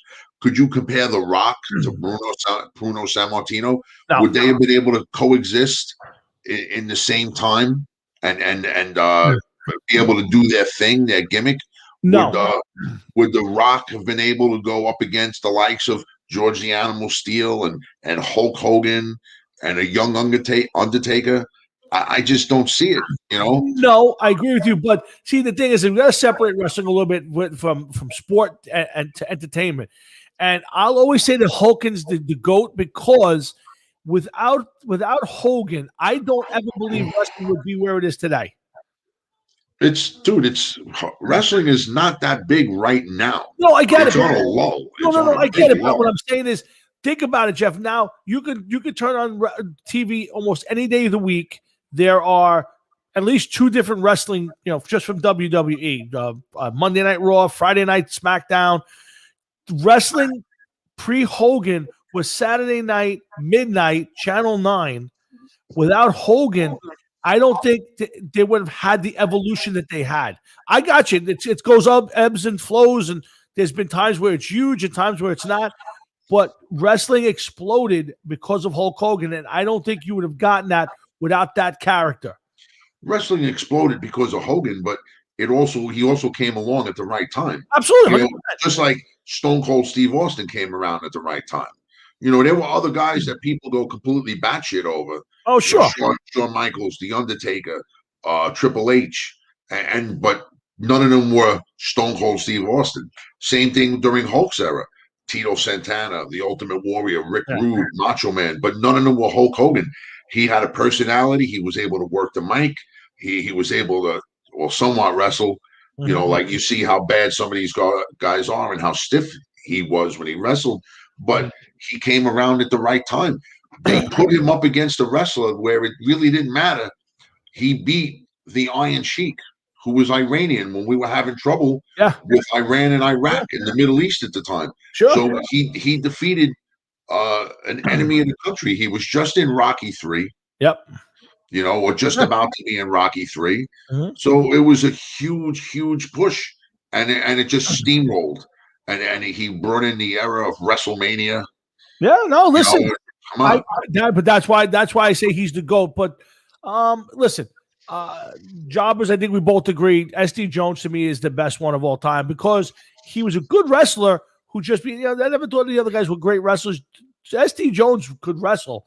And SD Jones had a big hole in his back. Chunk, I was going to say a chunk of his back missing. So he was kind of built like the moving man, like the guy that you would see that was moving furniture all week, and Friday night ended up in the bar, and you'd find him Saturday morning passed out in front of your house. Very, very true, very true. Hey, let's go through a couple topics real quick. Tyson Holyfield, I think it's on May 29th in Miami, Hard Rock Stadium. I think it's an outdoor event.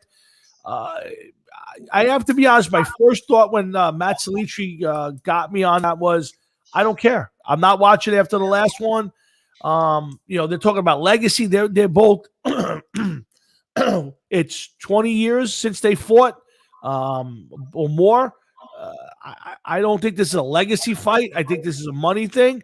And after the last one, I'm not that enthused. Will I watch it? Maybe, but I don't think this is some huge event now. Tyson Holyfield, 20 years after the first two fights. I got to agree with you, man.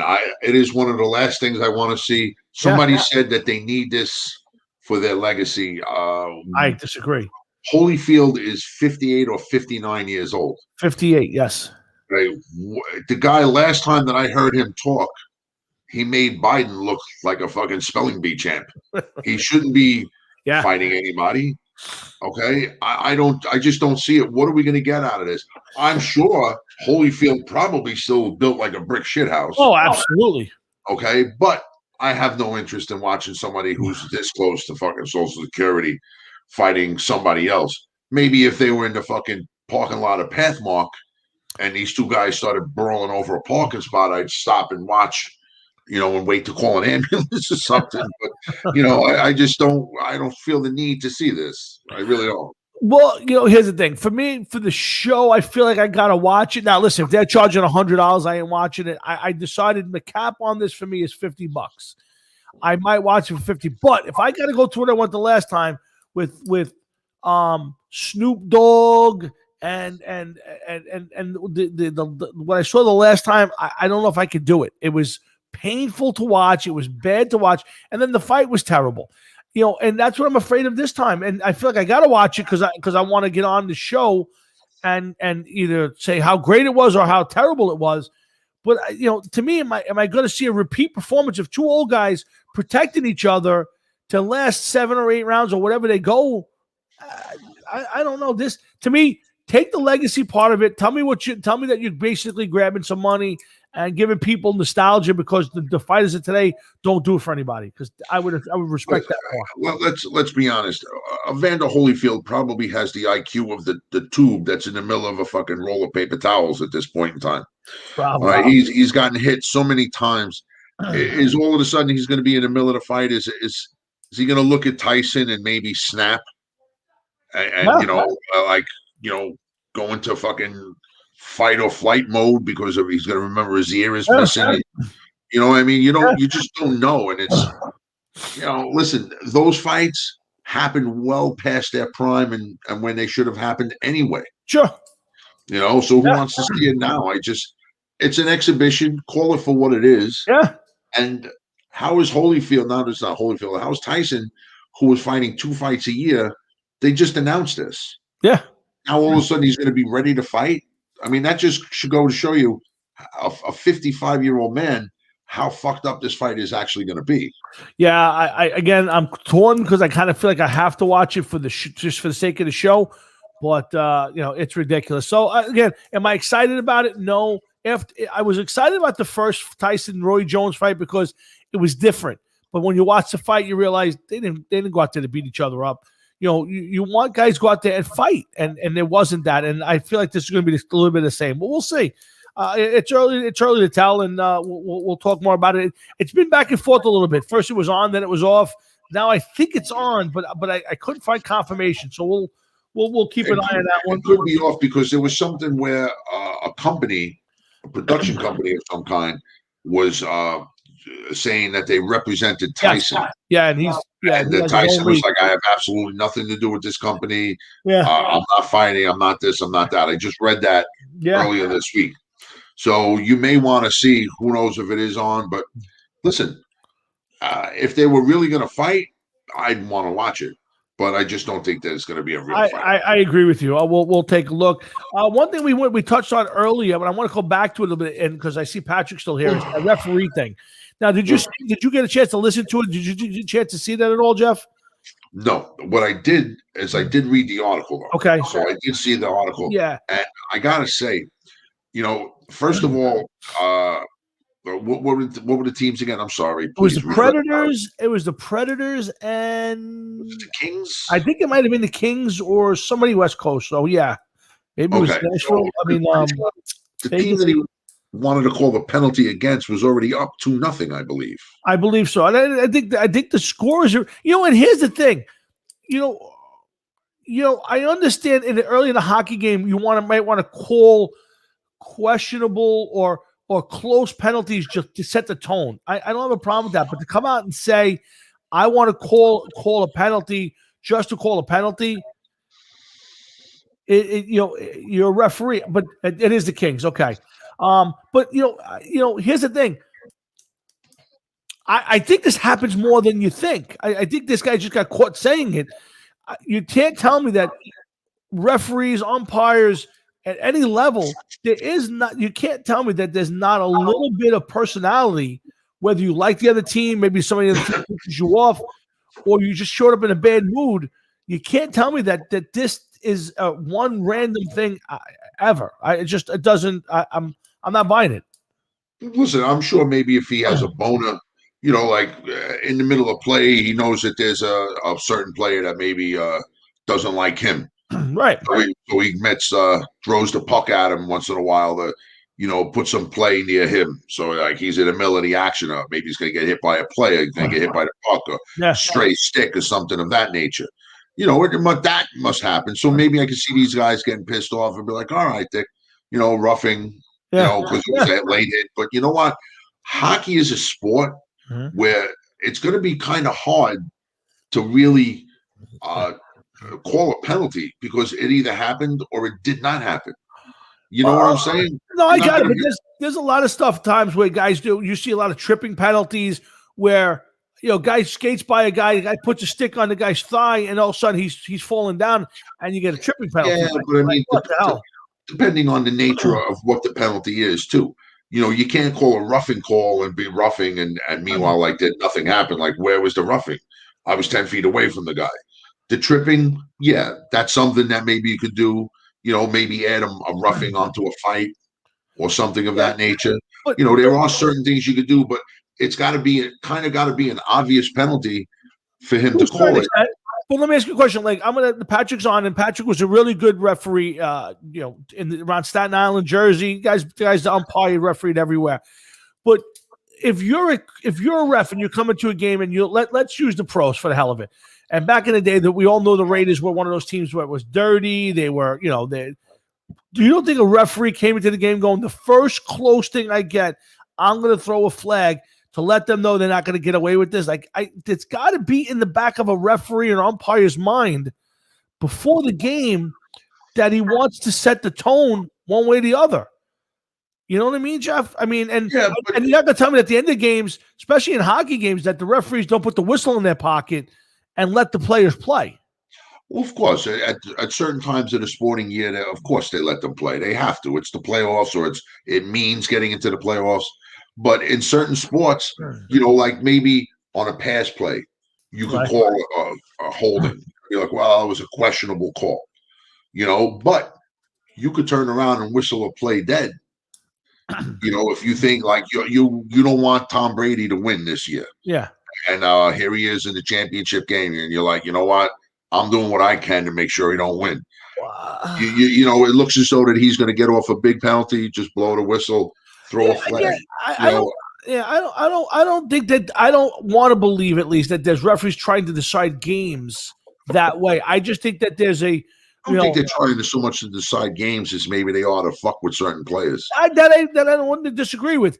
I think we just we saw this on this level, but I wonder if there's been a lot of games you watch and you go, where was that penalty, or why are they calling this, or you're like, could there, I've played in games, and again, it's at the low levels where you felt like the umpire liked the other team or just disliked your team and was making calls against you. Listen, it's very possible. We're not out there. You don't hear everything that's being said. So maybe the fucking player goes, near one of the referees, whatever sport it is, and says something to him, and mouths off to him, and he gets pissed off. So next thing you know, there's a flag holding number 75. Right. Oh no, I'm sorry, I wasn't holding. but yet they fucked up the play. Just throw them off their game for a couple seconds. It could, eventually end up hurting them that way. Yeah. In hockey, it's kind of really hard to really, maybe you don't let you don't call a penalty. Somebody's best player has been getting roughed up all night. Maybe you don't, we didn't see it. It was just a hard played game. But meanwhile, the guy was getting fucking battered all night. Like he's practically getting mugged, and you let a lot of those calls go through.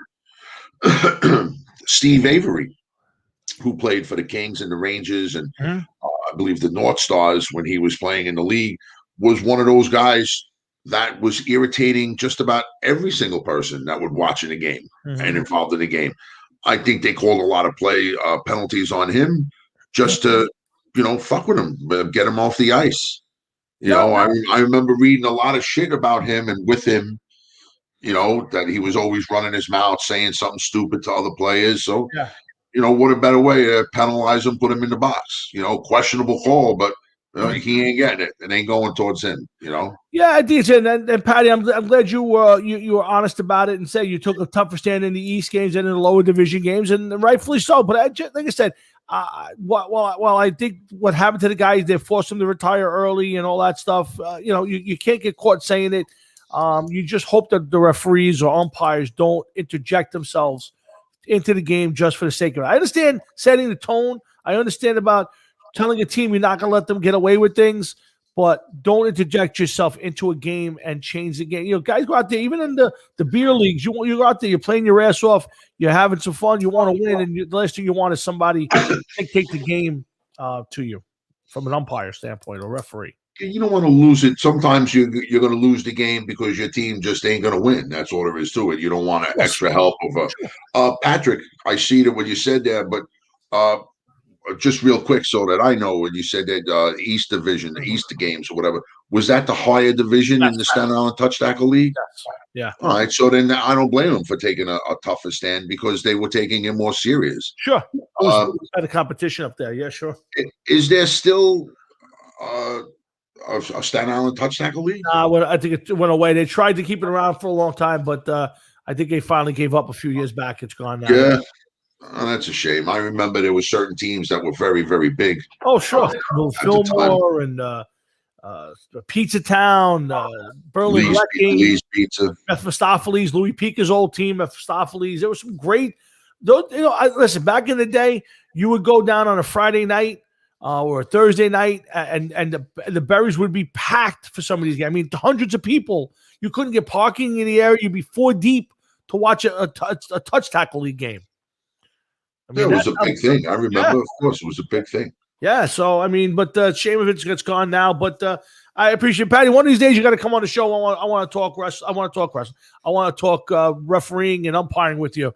I think it'd be a lot of fun. So, it's a shame. I see that he says that it folded in 2011, 10 years. Yeah, it might be. I remember them trying a couple of years back, trying to do a silver division, a 40 and over division, because a former producer was trying to talk me into playing, and I was like, I remember that. He questioned me. I was like, you got to be fucking nuts, man. Yeah, I played that league for 15 or 18 years, I think. But a lot of fun, a lot of great stories. Met a lot of good friends like Louie and a lot of people that I'm still friends with today from playing in those ASAs and Staten Island Touch Tackle League. Yeah, so lots of good stuff. Jeff, NFL draft. And we're going to do this draft show together, April 25th. We'll look at it's one of my favorite shows every year. But it looks like we're going to get a little bit of the NFL draft back to normal. It sounds like they're going to have it out. The big event. Not a lot of people there. Some of the players, some media. But a little bit of return to normal. Is that a good thing, or did you enjoy the Roger Goodell from the basement with the sweater last year? No, listen, we need to feel as though that things are going in the right direction, and I think that they're creeping along in the right direction. Yeah, I agree. But then again, it's hard to really, really know because you always, as everything they're pushing forward, then you hear somebody say something stupid, and you're like, oh, here we go again. So you don't know what's actually going to happen. But it would be nice. Let us have the illusion that we're going to get something. Yeah. That maybe next year it'll be even, twice as good as it is this year. You know, Yeah. here's hoping. That's all I can say, man. Here's hoping. I did read someplace who was not that he's important, but Bill Gates has said that we're probably going to be back to normal at the end of 2022. I don't know if I got another year and a half in me with this bullshit, man. No, I agree with you. No chance. There's no reason why it needs to go that. Again, I don't want to get too much into it, but I don't understand if everybody's being vaccinated or most people are being vaccinated. First off, why do they have to wear masks? Second of all, if I decide not to, why do I have to if they're getting it? I don't understand any of this stuff, and I don't think they do either. Listen, here's the thing, Tom, and I agree with you 1,000%. Okay, and I talk to people at work; they're all telling me like, "Oh, I'm going to get the shot." There's a guy at home right now that pretty much feels like he's dying because he got the shot 2 days ago at my job. He left work early. He's like, "I'm going to get the shot, man," because I'm going to protect my wife. Okay, but now he's in bed, feeling like he got hit by a bus. Well, actually, a couple buses. Okay. Yeah. And I texted him earlier. He does feel better, but he was like, "Oh, I had the chills, this, that, and the other thing." He's supposed to be coming to work tomorrow. I don't see it, but okay, we'll see what happens. But please do your part. Get the vaccination so I don't have to. You know what I mean? That's how I look at it. Pretty much. I feel the same way as you do. Yeah, a lot of people do, because what is the sense? Somebody told me today, right, that all of these vaccinations are, this one is X% good, this one's this percentage, but they're all saying, well, it's less of a chance you'll get the virus, and if you do get the virus, it'll lessen the effects of the virus. So isn't the vaccine supposed to stop the virus? That's why people took the polio vaccine to stop polio. So you're not stopping the virus. It's like taking fucking Tylenol. I can't agree more. I mean, listen, you want to get vaccinated, get vaccinated. You want to social distance, you want to wear a mask, do it.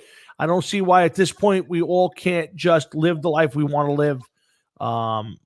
Patrick, I see what you wrote there, and that's not a knock against you or anybody else that wants to do certain things. 100%. When it comes to the virus, you have to do what makes you feel safe. 100%. For you and your family. That's all that matters to every single person. But if you feel as though that you should wear the mask all the time, that's fine. Don't preach to everybody else. If you want the vaccine, don't preach to everybody else. I'm not preaching to everybody that they shouldn't get the vaccine. I just don't see the point of getting a vaccine when there's a 97% cure rate. I just don't. It's not for me. I don't need it. I don't want it. I agree. I've actually had, real quick, I had the virus last year, and it looks like I caught it a second time around Christmas time, because I got tested for antibodies around my birthday last year. I had antibodies. I got tested before Christmas time for antibodies, and I was told that I had no antibodies. Okay. I just got tested in the beginning of March, and I was told I had antibodies again. So where did they come from? Unless one of those tests was screwed up. Who knows? I don't think so, because when I had COVID, I didn't have it as bad as you. I didn't have it as bad as my wife. Right.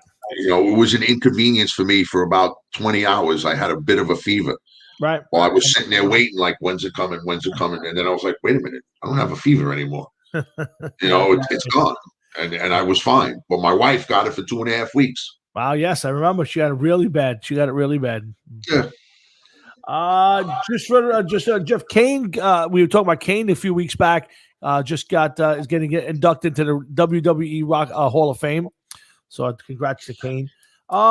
Before it gets too late, I do want to get to the Jets and Giants and their free agency, because I think it's important to kind of go through that. We got, we're going to start doing some mock drafts, and then we got the big draft on the 25th.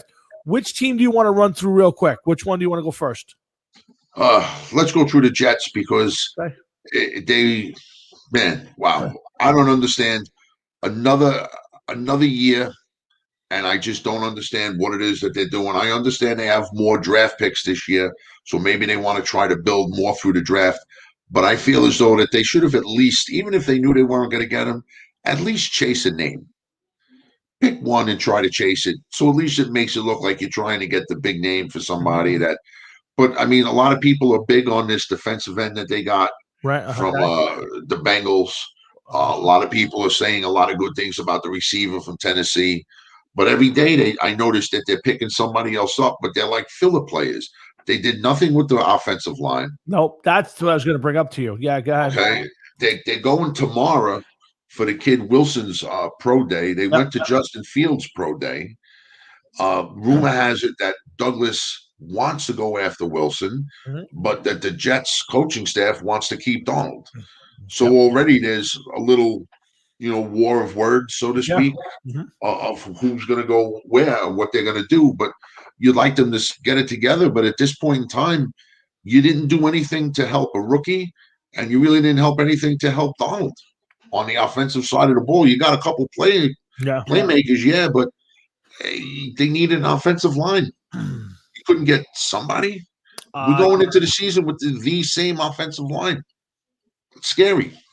Yeah, I tell you, that's the one. The most disappointing thing for me out of this was that I don't think they did anything to help their offensive line. I mean, they signed a kid for Feeney from what's his name, Dan Feeney from the Chargers, right? Yeah, Dan Feeney, the guard. Again, here's the thing. He's ranked like 108th out of 60 guards, though. He was horrible. Yeah, again, I think Carl Lawson's going to be a good move, but the guy was a 3-year situational player in Cincinnati.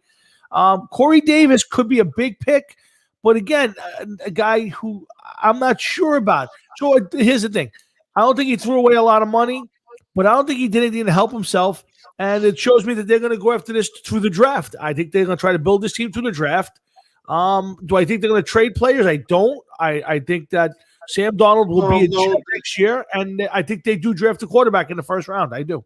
I don't think Sam Darnold's not going to be on the team because that's not going to be conducive to any quarterback if they bring one in. Simply put, what did Sam Darnold do in his time at the Jets? He got injured and missed games and showed a flash here and there. It's like taking a cigarette lighter, Tom, trying to light it when it's near the end, and every once in a while a flame comes, but you miss it. And that's Sam Darnold. Every time that he looks up, you fucked up, you fucked up. It's more than often than not, he sucked. I think they're going to trade him. I think they're going to trade C.J. Mosley too. I think there's a good chance of Mosley not being on the Jets next year. I agree with that. I think the problem with Sam Darnold is the money aspect. I think the same thing. I think they draft a quarterback, and the guy will be there this year to sit behind Sam Darnold. But what is he going to learn behind Sam Darnold? And then next year, if you let anybody sit behind Darnold this year, it's a waste. Well, then the other option would be to go out and get a backup quarterback, get rid of Darnold, and then draft a quarterback and let the kid play. And then we know how that usually works out. It's a year or two of football. Yeah, listen, no matter when he goes in, if they draft somebody, no matter when he goes in, you know that it's going to be rough. So to me, if this team is in a rebuild, which it is, it's always in a rebuild. You might as well just throw him in there and let him get his lumps and then take it from there and see exactly what you got. Because if you have to start over again, why are you going to go 3-4 years like you're doing with Donald? Yeah. It's. I'm not saying that this team would have moved out of the gate. They're still stuck in the gate with Donald. I just don't see the point of keeping this fucking kid anymore. I really don't. It's time to move on. And if they have another quarterback, and what happens if they draft a quarterback and Donald starts to play right? Now if Donald throws one interception, he's getting booed out of the building. Right, but here's the problem. I mean, at this point, you didn't fix it. So to me, I think the signs are to keeping him, and they're going to draft maybe an offensive lineman in that first spot and try to get a bookend for Kai Becton. God, I hope not. I'm just saying again. They can actually go get probably get a quarterback in the later pick in the first round. Was it 22 or 23? 23. But you know what? Is there anybody that's even if you don't take Wilson early, who the fuck is the next quarterback you want to take? Well, I mean, people like Fields. I don't. He's going to be there at 23. Even though he had a very bad pro day, I love Mac Jones. I think Mac Jones is going to be a good pro. I don't know if he's going to be a great pro, but I think Mac Jones is a guy that if he was around at 22, 23, and I needed a quarterback, I would think about it. Mac Jones wins games at Alabama. Now, a lot of Alabama quarterbacks don't do well in the pros, so I'm anti a lot of that stuff, and that's one. But I like Mac Jones. So the Jets could listen. Here's the problem, Jeff. If you get the shiny new toy and you take Zach Wilson, which is what the Jets probably should do, who's blocking for him? Well, that's a big thing too, Tom. That's a big thing. But here's the thing: you could dangle Donald. You could dangle C.J. Mosley. You have a couple different picks coming up. If they go in the first 2 rounds, if they get a quarterback, an offensive lineman, and a defensive back, specifically a cornerback, I think that draft will be a pretty decent draft in its own right. If they walk out of there with those 3 players, those 3 positions in the first 2 rounds. Okay. How much pressure is Joe Douglas under at this point? He should be under a fucking dude. It should be measured in tons at this point in time. And you know that I was giving him a break. No, I was cutting him slack. That's why I asked it, because you have been very careful to say he didn't really get a first year free agency draft. He didn't. Last year he didn't do real well, but he only had 1 year. So I was curious: is this the make or break year for Joe Douglas? Does he have to draft real well and have a good showing this year for this team? I wouldn't say it's a make or break year for Joe Douglas, but I will definitely say this much: he needs to get an 80 or above in this year's draft. Okay. He needs to score big if he wants to be drafting next year. Okay. Yeah. And I really honestly and truly think he needs to hit on the 2 first rounders. He needs to hit, and he needs to get a player in the second round that's going to be here for a second contract. Doesn't have to be an all-pro or whatever, but they need to build, homegrown talent needs to remain on this team. There is none. You're 100% right, Jeff. That's a big thing for the Jets. I mean, especially on the offensive line, defensive line. Now, listen, I think you got a couple of up-and-coming stars with Quinnen Williams, with Becton. I like Mims. I think this kid Mims is going to be okay. May is a good player. Again, he's talking about taking a lot of money, but there's a nucleus of good ball players here. They just got to add a lot of pieces still, though. There's somewhat, but you know what, dude? Let's May, okay? He's old. He's already old. He's in the league 4 years. He's already old. He's like 27, 28 years old. Okay? Becton and Williams, they're already talking. Well, thank God all of this shit is happening with Deshaun Watson. So it kind of, nobody's mentioning Deshaun Watson going to the Jets at this point in time. Thank God. Thank God. Because they would have had to given up too much. If they were able to do it for 2 number ones, even 3 number ones, and it was the 2 Seattle number ones, I would have been fine with it. But it was going to cost way too much. I hope they don't do it. I hope they don't go with it. Well, I don't think anybody's doing that now. Yeah, I don't see that happening. But it was also going to involve Quinnen Williams. Yeah. You got to keep this guy. What is the sense of being good on offense if you're giving up a piece on defense? So now you're going to score 35 points, but you got to hope that your defense won't give up no more than 34. You know, I can't see that. I can't see playing like that. Agreed. I agree. Listen, I agree with you. I was never big on the Deshaun Watson thing. I thought it was going to take too much to get him, and then you'd have nothing to put anything around him, so you'd be a complete waste of time to have a guy like that and not be able to put the pieces in there. Again, I think that they should move on from Darnold. I think the new coaching staff likes Sam Darnold for some reason, and I think he's going to be there. Now the question is going to be, do they draft a quarterback early? Do they draft a quarterback in the second part of the first round? And then hope they get somebody, and then you're good. You're good. If you're Rob Saleh, if you're coach, and this is your guy, boy, you better be damn sure, because the Jet fans will tear him apart if they keep this kid and he has a typical Sam Darnold year. Dude, I can hear it now. It's oh man, that's what you're gonna hear if they turn around and they keep fucking Sam Darnold. Sam Darnold. First of all, Sam Darnold should want to go for Sam Darnold. The only reason Sam Darnold is saying what he's saying is because he wants to show that there's no hard feelings and that, maybe somebody else will pick him up. But these opportunities are fucking blowing around in the wind. So if I was Sam Darnold, I'd be like, listen, I think it's time for me to move on. I prefer to go play someplace else and get the fuck out of Dodge while you still have a chance of going someplace. Because right now, I just don't see him having a career. Where's he going to go? At this point in time, where does he go? Yeah, I don't know. I don't know. San Francisco, he's going to be a backup. Well, again, there's always been the speculation that the Jets and the 49ers might switch quarterbacks, and that might be a spot for him.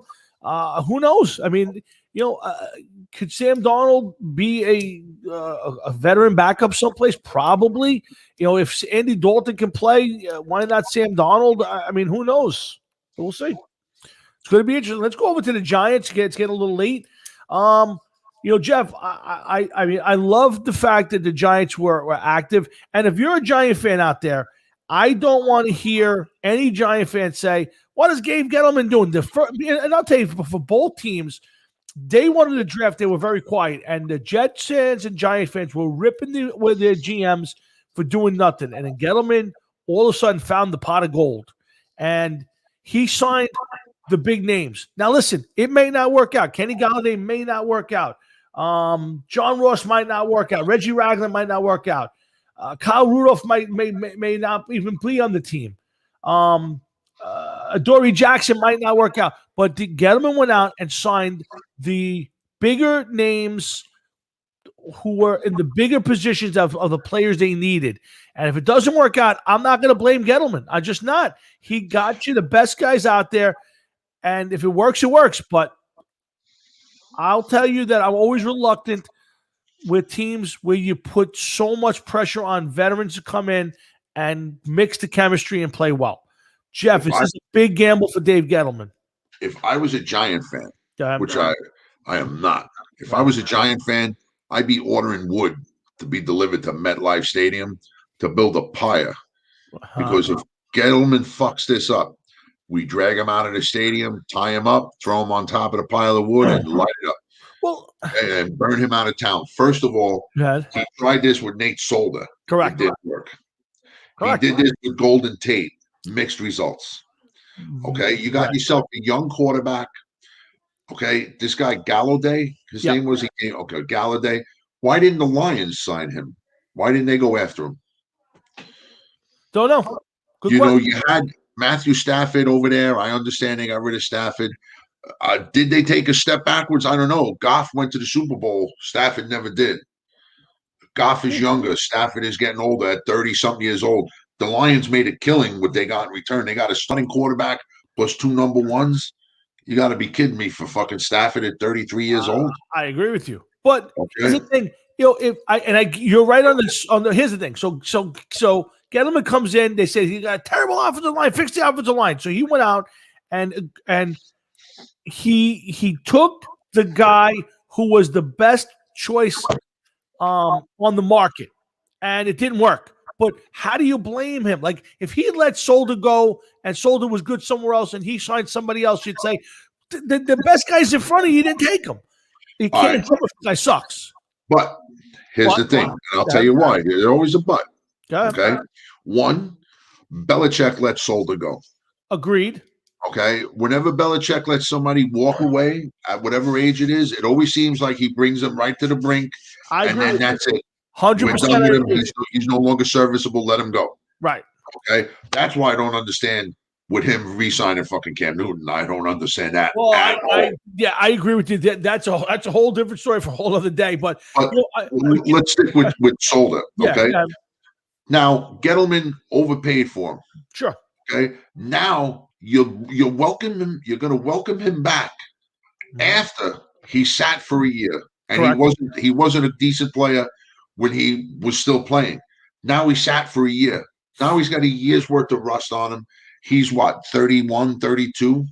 Something like that, yeah. Okay.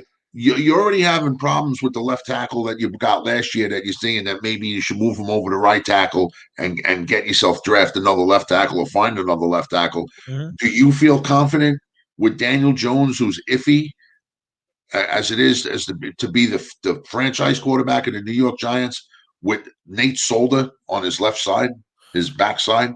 Well, I think Solder now. Here's the thing with Solder. He was going to cost the Giants, I think, $10 million no matter what happens. So what they did, they readjusted his contract so that way you can keep him for the same money. If they cut him, would have been dead money on the thing.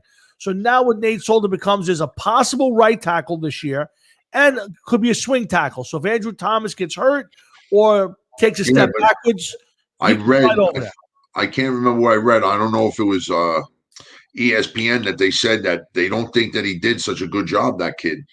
on left tackle that they may put him to right tackle. No, never, no chance. He played well enough at the end of the year that he's going to go into camp as the number one left tackle. And unless he falls apart during the season, he will be the starting left tackle for the New York Giants. He had a very rough first 8 games, but after that's big, Tom. That's half the season, bro. Yeah, it's not like it's a 22-game season. You're talking half the season. I got you, but let's put it this way: if he had come out and not played well at all, I would be a little more. But if a guy gets better, sometimes it takes people time to adjust.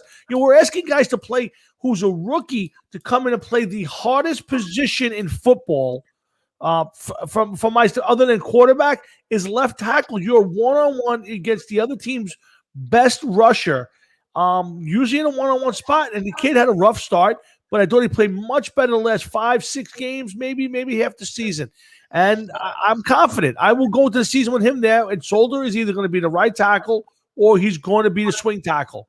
And it's going to cost them the same money to keep him on the team as it would have had they cut him. All right, so you're going into the season. Yep. And your left tackle situation is a guy that you feel as though won part of the second half of the year. Sure, absolutely. Okay. And Nate Solder, who hasn't played in a year as your left tackle options. With a quarterback who still hasn't established himself. Okay. I would agree with that. Or his team, and you feel confident in that. Yes, I do. I think if you watch, I watched every play of that season last year, and I will tell you that by the last 4 or 5 weeks of the season, that offensive line, they were 5-3 in the second half of the season, and that offensive line played really well, except in some games exceptionally well. I think they're very young. I mean, Lemieux, I'm trying to get Gates, Thomas, they all got better as the season went up. Pert played really well the second half of the season. There's going to be a question about right guard this year. Who's going to take over Zeitler's spot? But I am confident. I think this offensive line will get better next year, and I think that Andrew Thomas. I think the kid's going to be good. I'm okay with it. And if Nate Solder is the first guy off the bench, or if he wins the right tackle spot, I'm okay with that. All right. So then, real quick, my question to you is this: when's he gone? Which one? Gettleman. Well, I'll tell you this. What has to happen over there for somebody to turn around and say this guy hasn't done anything? Listen. Obviously, if most of the free agents that he brought in, if these guys don't materialize to be good players, I mean, the last time he did it was in 2016 when he brought in Snacks Harrison. He brought in There was still the dream of having a team left at that point in time. Correct, but they had the 1 year they all played well, and then they went to the playoffs, got beat, they got smacked in the mouth by the Packers, and after that, they all fell apart, and most of those guys became locker room lawyers, and they got rid of them. I would tell you this: his free agents guys have to play well. His draft picks have been really good and have contributed. That all has to happen. But even with all of that, this team cannot go 1-7 in the first half of the season. If they have that kind of year and then they go 5-3 the second half, Gettleman's going to be gone for sure. I feel as though that this team definitely has a lot of questions. They may actually have more questions than they have answers, and they may be in worse shape than the Jets. I disagree with that wholeheartedly. Well, the reason I tell you that is because the Jets have some big picks. First of all, Barkley. Yeah. Okay. He's gotten hurt every year. You got to see what he's like when he comes back from this. Absolutely. Sure. Okay. You got questions at tackle. What is Nate Solder at this point in time? What about this kid Thomas? Where are they going to play? How is this going to work out? You got the quarterback Jones. Okay. He still hasn't established himself. I understand it's his third year, but he actually, to me, when you go from throwing 24 touchdowns to 9 or 11, whatever it is, that's not good. It's not good. He protected the ball a little bit better, not much, a little bit, but he's still got to get better at that himself. Okay. And you got the only thing that I think that they have in the right spot is a coach. I don't trust Gettleman and him as a general manager. I don't like some of the moves he makes. And I just think that sooner or later, when this all falls apart, if this falls apart, you may be talking about general manager, coach, quarterback, you may end up with just Barkley, and that's depending Not on even what he is. that.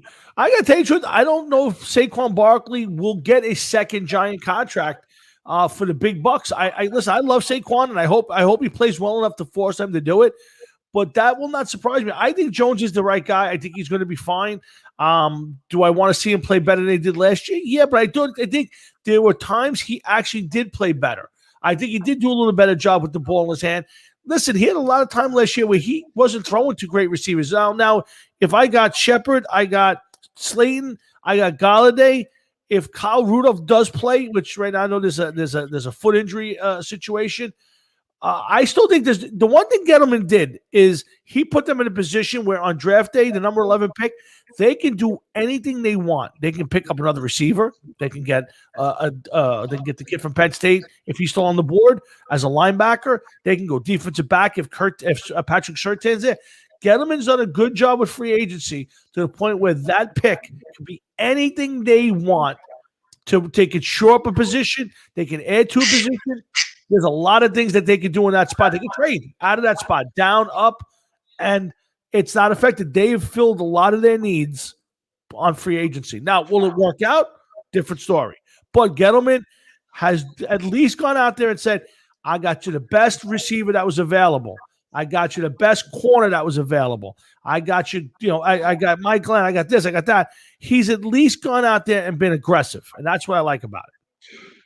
I just think that this team needs just as much as the Jets, as far as they're in a rebuild. No, Hear me out. They're in a rebuild. Okay, there's questions on the offensive line. There's questions on defense. There's questions at quarterback. There's questions at running back. I think the Giants have a better quarterback. And it doesn't really matter because the Jets might not even have their quarterback for 2021. At this moment in time, the Giants are better set at quarterback than the Jets are. I don't know about that. I'm telling you. I want to see who the starter is come 2021. I didn't say. I said at this point, at this moment, right now, the Giants are better set at quarterback than the Jets. Will the Jets make a trade or bring in somebody else? That's a different story. At this moment, if the season started today, the Giants have a better quarterback than the Jets. It's possible. I mean, listen, you're asking the wrong person because one, I do dislike the New York Giants, and two, I'm not a big fucking Darnold fan. I can't believe why anybody would want Sam Darnold at this point in time. I just don't see it. Yeah, I just do not fucking see it. Listen, I understand. I was not a fan of Sam Darnold when they drafted him because I thought he had one great football game in college. It was the same as Leinart, same as Sanchez. One season, 11, 12 games, and all of a sudden he was the future. Again, there's some good quarterbacks in this draft. I think it ends with the top two guys. I think Trey Lance is a project, and Justin Fields I would run from. But we'll see how it plays out. We're going to look forward to the draft. I think Joe Douglas was not aggressive enough. At least maybe we don't know if he was. No, he was. There was no way he wasn't. He was aggressive. He was nowhere near it. Yeah, I thought that he should have been trying to fix the offensive line. I mean, you're not going to fix all of free agency, but you got enough draft picks where you can grab another guy to put him at right tackle. Yeah, dude, you don't turn around. Okay, maybe you go after one of the guys. You didn't even hear a report that they were talking to any of these guys. I agree with you. I agree with them, put in a feeler, something. I agree with you on that. I agree. Talk to them and at least try to get one of them. Get somebody. Because everybody's saying you're going into to 2021 with the same line that you left 2020 with. And what did it do? It did nothing. So if you got one piece, and then draft another, you could have done something. They could have got that center. Yep. What was his name? I think he went to Denver. Are you talking about the guy who played for the Patriots? No, not the. Oh, I know what you're talking about. Yeah. It was a center that they said they could have moved McGovern over to guard and put this guy at center. So if you're still paying McGovern and you like McGovern and you wanted to keep him on a line, so now you have two guys that could play center. Yeah. You should have went after him. At least give it a stab. So now if you draft another one in the draft, say you waited to the second or third round and you started piling on offensive linemen. Right. One of them, you're going to hit on something. You could have used the first three picks, go quarterback, offensive lineman, cornerback, like get some studs, and then just get filler, offensive line filler. Yeah, I agree. That's the one thing I'm going to knock Joe Douglas on this is I didn't think he was aggressive enough to fix the offensive line. That's the one thing that he has not attempted to really fix that needed the biggest glaring hole. And I thought last year it bit him in the ass, and I think this year he can't afford to do that again. That's my thought. No, definitely not. Definitely can't afford to do it again. It's impossible. Yep. So again, I think both GMs are on the hot seat. Obviously, Gettleman more so, but I think both GMs are on the hot seat, and neither can afford to have another bad season. And there needs to be big steps for both teams. Gettleman, again, I am not going to knock him for any of these free agent picks. I think he went out and picked up the best players available, and he set himself up for a good draft. And he's done a good job drafting. His free agents haven't been great. He's had a couple last year. Those two, Martinez and Bradbury, were incredible. But as far as draft picks, I've liked what he's done so far. So let's see what happens. But Jeff, it's getting to that witching hour. We gotta wrap the show up. You working tomorrow? You off tomorrow? Yeah, I gotta work tomorrow. Me too. Yeah, it's gonna suck balls. Me too. Usually off Friday. Yep. I'm torn. Why? Like, do I want my boss to come back to work so I could be off Friday, Saturday again? Yeah, of course. Do I want my boss to come back to work and my fucking ultra huge check stop? No. I hope he stays out forever. Yeah. Not to get into numbers, but I've taken checks home so big that I'm taking home more money than I've usually gross. Oh, really? Because of overtime. That's how much overtime I've been getting. So Nice. Believe me when I tell you, if this guy stayed out another couple of weeks, I'd be happier. And I get to make that monster truck a reality. Well, we'll get more into the monster truck next week. Jeff's new passion, I guess, and we'll come back. We'll do this all over again. We're going to do a lot of baseball next week with the start of the regular season for the locals next Thursday. We'll kind of shine the light on baseball.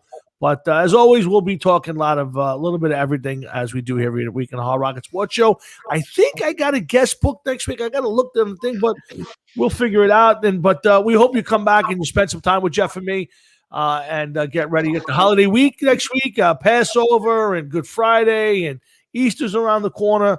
Jeff, you making your pizza game? Do you make it or do you buy it? I make it every year, but me and my wife discussed this the other day. I'm not going to make it this year. I'm going to take the year off. Yeah, because, some minor health issues with diabetes and stuff like that I'm trying to get. I'm actually getting serious. You Take are? my blood every day. Yeah.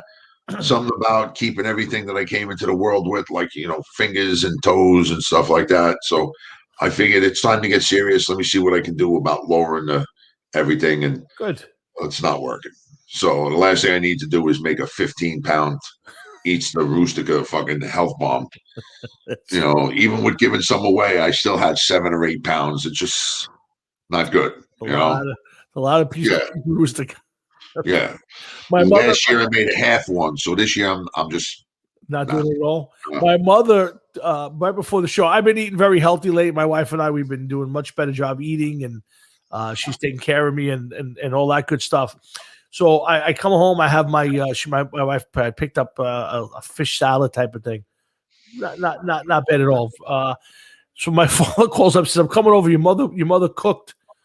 She shows up with like a 6-foot Subway ham and cheese sandwich. And my mother got up at 4:00 this morning and made 10 pizza gains at 4 a.m. She's having some people over from work, and she made a bunch. She sent one over. So I'm like, oh, come on, man. I've been so good. I had like the thinnest slice you could ever have of a pizza gain and call it a slice. What is pizza gain? Huh? What is that? It's saying it's pizza rustica. You call that. Some people call it pizza gain. I never heard of it. Yeah, I never heard of it referred to that way. Same thing. You look it up. It's all the same thing. Yes, I believe you. Yeah, it's pizza rustica, pizza gain. It's the same. It's just same exact thing. For people that don't know, and people that may be listening that go to the store to buy their pizza rustica, it's one thing. Okay, you can find a store that makes it really good, and you're like, that's not bad. It's good. But as soon as you have a homemade one, you can never ever go back. 100% right. And 100%. Me and Tommy growing up in the same neighborhood as kids, Rosebank. After I left Rosebank and went back in the early 2000s, my grandmother's sister's friend, my aunt's friend, was making pizza rustica. So my grandmother one day asked me, she said, "You want me to get you one?" So I was like, "Yeah, of course, get me one." And I had to go pick up this pizza rustica from this woman's house, and I still have a picture of it somewhere. I'd have to find a picture. There was like 20 plus pizza rusticas everywhere in this woman's house, everywhere, all over the place. And I remember going, like, just looking around, and I was like, "Do you mind if I take a picture of this?" And she's like, "Go ahead." So I was like, "Okay." And the first time I met her, I remember going back to my grandma. I was like, "This woman's nasty. I hate her. I'm never going there again." Then I ate the pizza rustica, and I was like, "Make sure you get in touch with her next year." So one year, I go to get the pizza rustica, and my wife turns around and says, "Go get flowers and bring this woman flowers." And I'm like, "Why am I bringing her flowers?" This is, we're paying her. And she goes, "Go there and get flowers and bring this woman flowers." So I'm like, "Okay, fine." Stop at the store and get flowers. So I go in. First, I go to the wrong house. And I'm like, "I'm here for the pizza rustica." And they're like, "Get the fuck out. We don't know you. Get out of here." So I went to the couple houses down and found the right house. I go into this woman's house, and she goes like this to me, puts her cheek up. And I'm like, "What the fuck is going on here?" I had to kiss this woman hello. Oh, really? Yeah, like all of a sudden, like I become family there. Yeah. And I'm like, "These flowers are for you." And she's like, "Oh, come in." And she's giving me the pizza rustica. I'm like, "Oh God, I gotta get out of here. I gotta go home." And there was like a whole bunch of them. But unfortunately, that woman has died since. And I tried to make it, and I got real close, close. Yeah. I think I got really close. And this year, I just don't want to make it this year. I hear you. Listen, I understand it. But you're 100% right. You can go to a store, a bakery, and buy the pizza rustica, pizza gain, whatever one you want to call it, and it's good. The ingredients are the same. You'll taste okay, but there is a big difference between a store bought and a homemade pizza gain. A pizza rustica. You can't even describe it. When you have a little old Italian woman making it with crooked arthritic fingers, and they're like, look like somebody just took their fingers and pushed them into a brick wall until they cracked, and they're over there making this shit, and they can't bend their hands all year round, but yet they make this. It's like, my God, this is awesome. Yes, it's the truth. I've bought rice balls in many stores, and they're okay, but I eat my mother's rice balls, and it's like, forget it. Don't even bother. Yeah, exactly. There's something to be said about the homemade, but hopefully you guys will be able to enjoy your pizza rustica, pizza gains. We'll be back before Easter, and we'll have some fun on the show next week. Happy birthday to our good friend Will Cloak.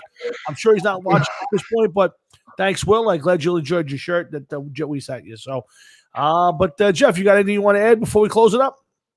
No, man. It was a pretty good show, and we're getting to that point where we either gotta go to the bathroom or get up early for work tomorrow, or both.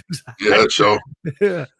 So but listen, I want to thank everybody. We've got a pretty loyal following. A lot of people watch tonight, so thank you to everybody. Thanks to Jeff Carlson, everybody at RFL Records for getting Jeff on with us.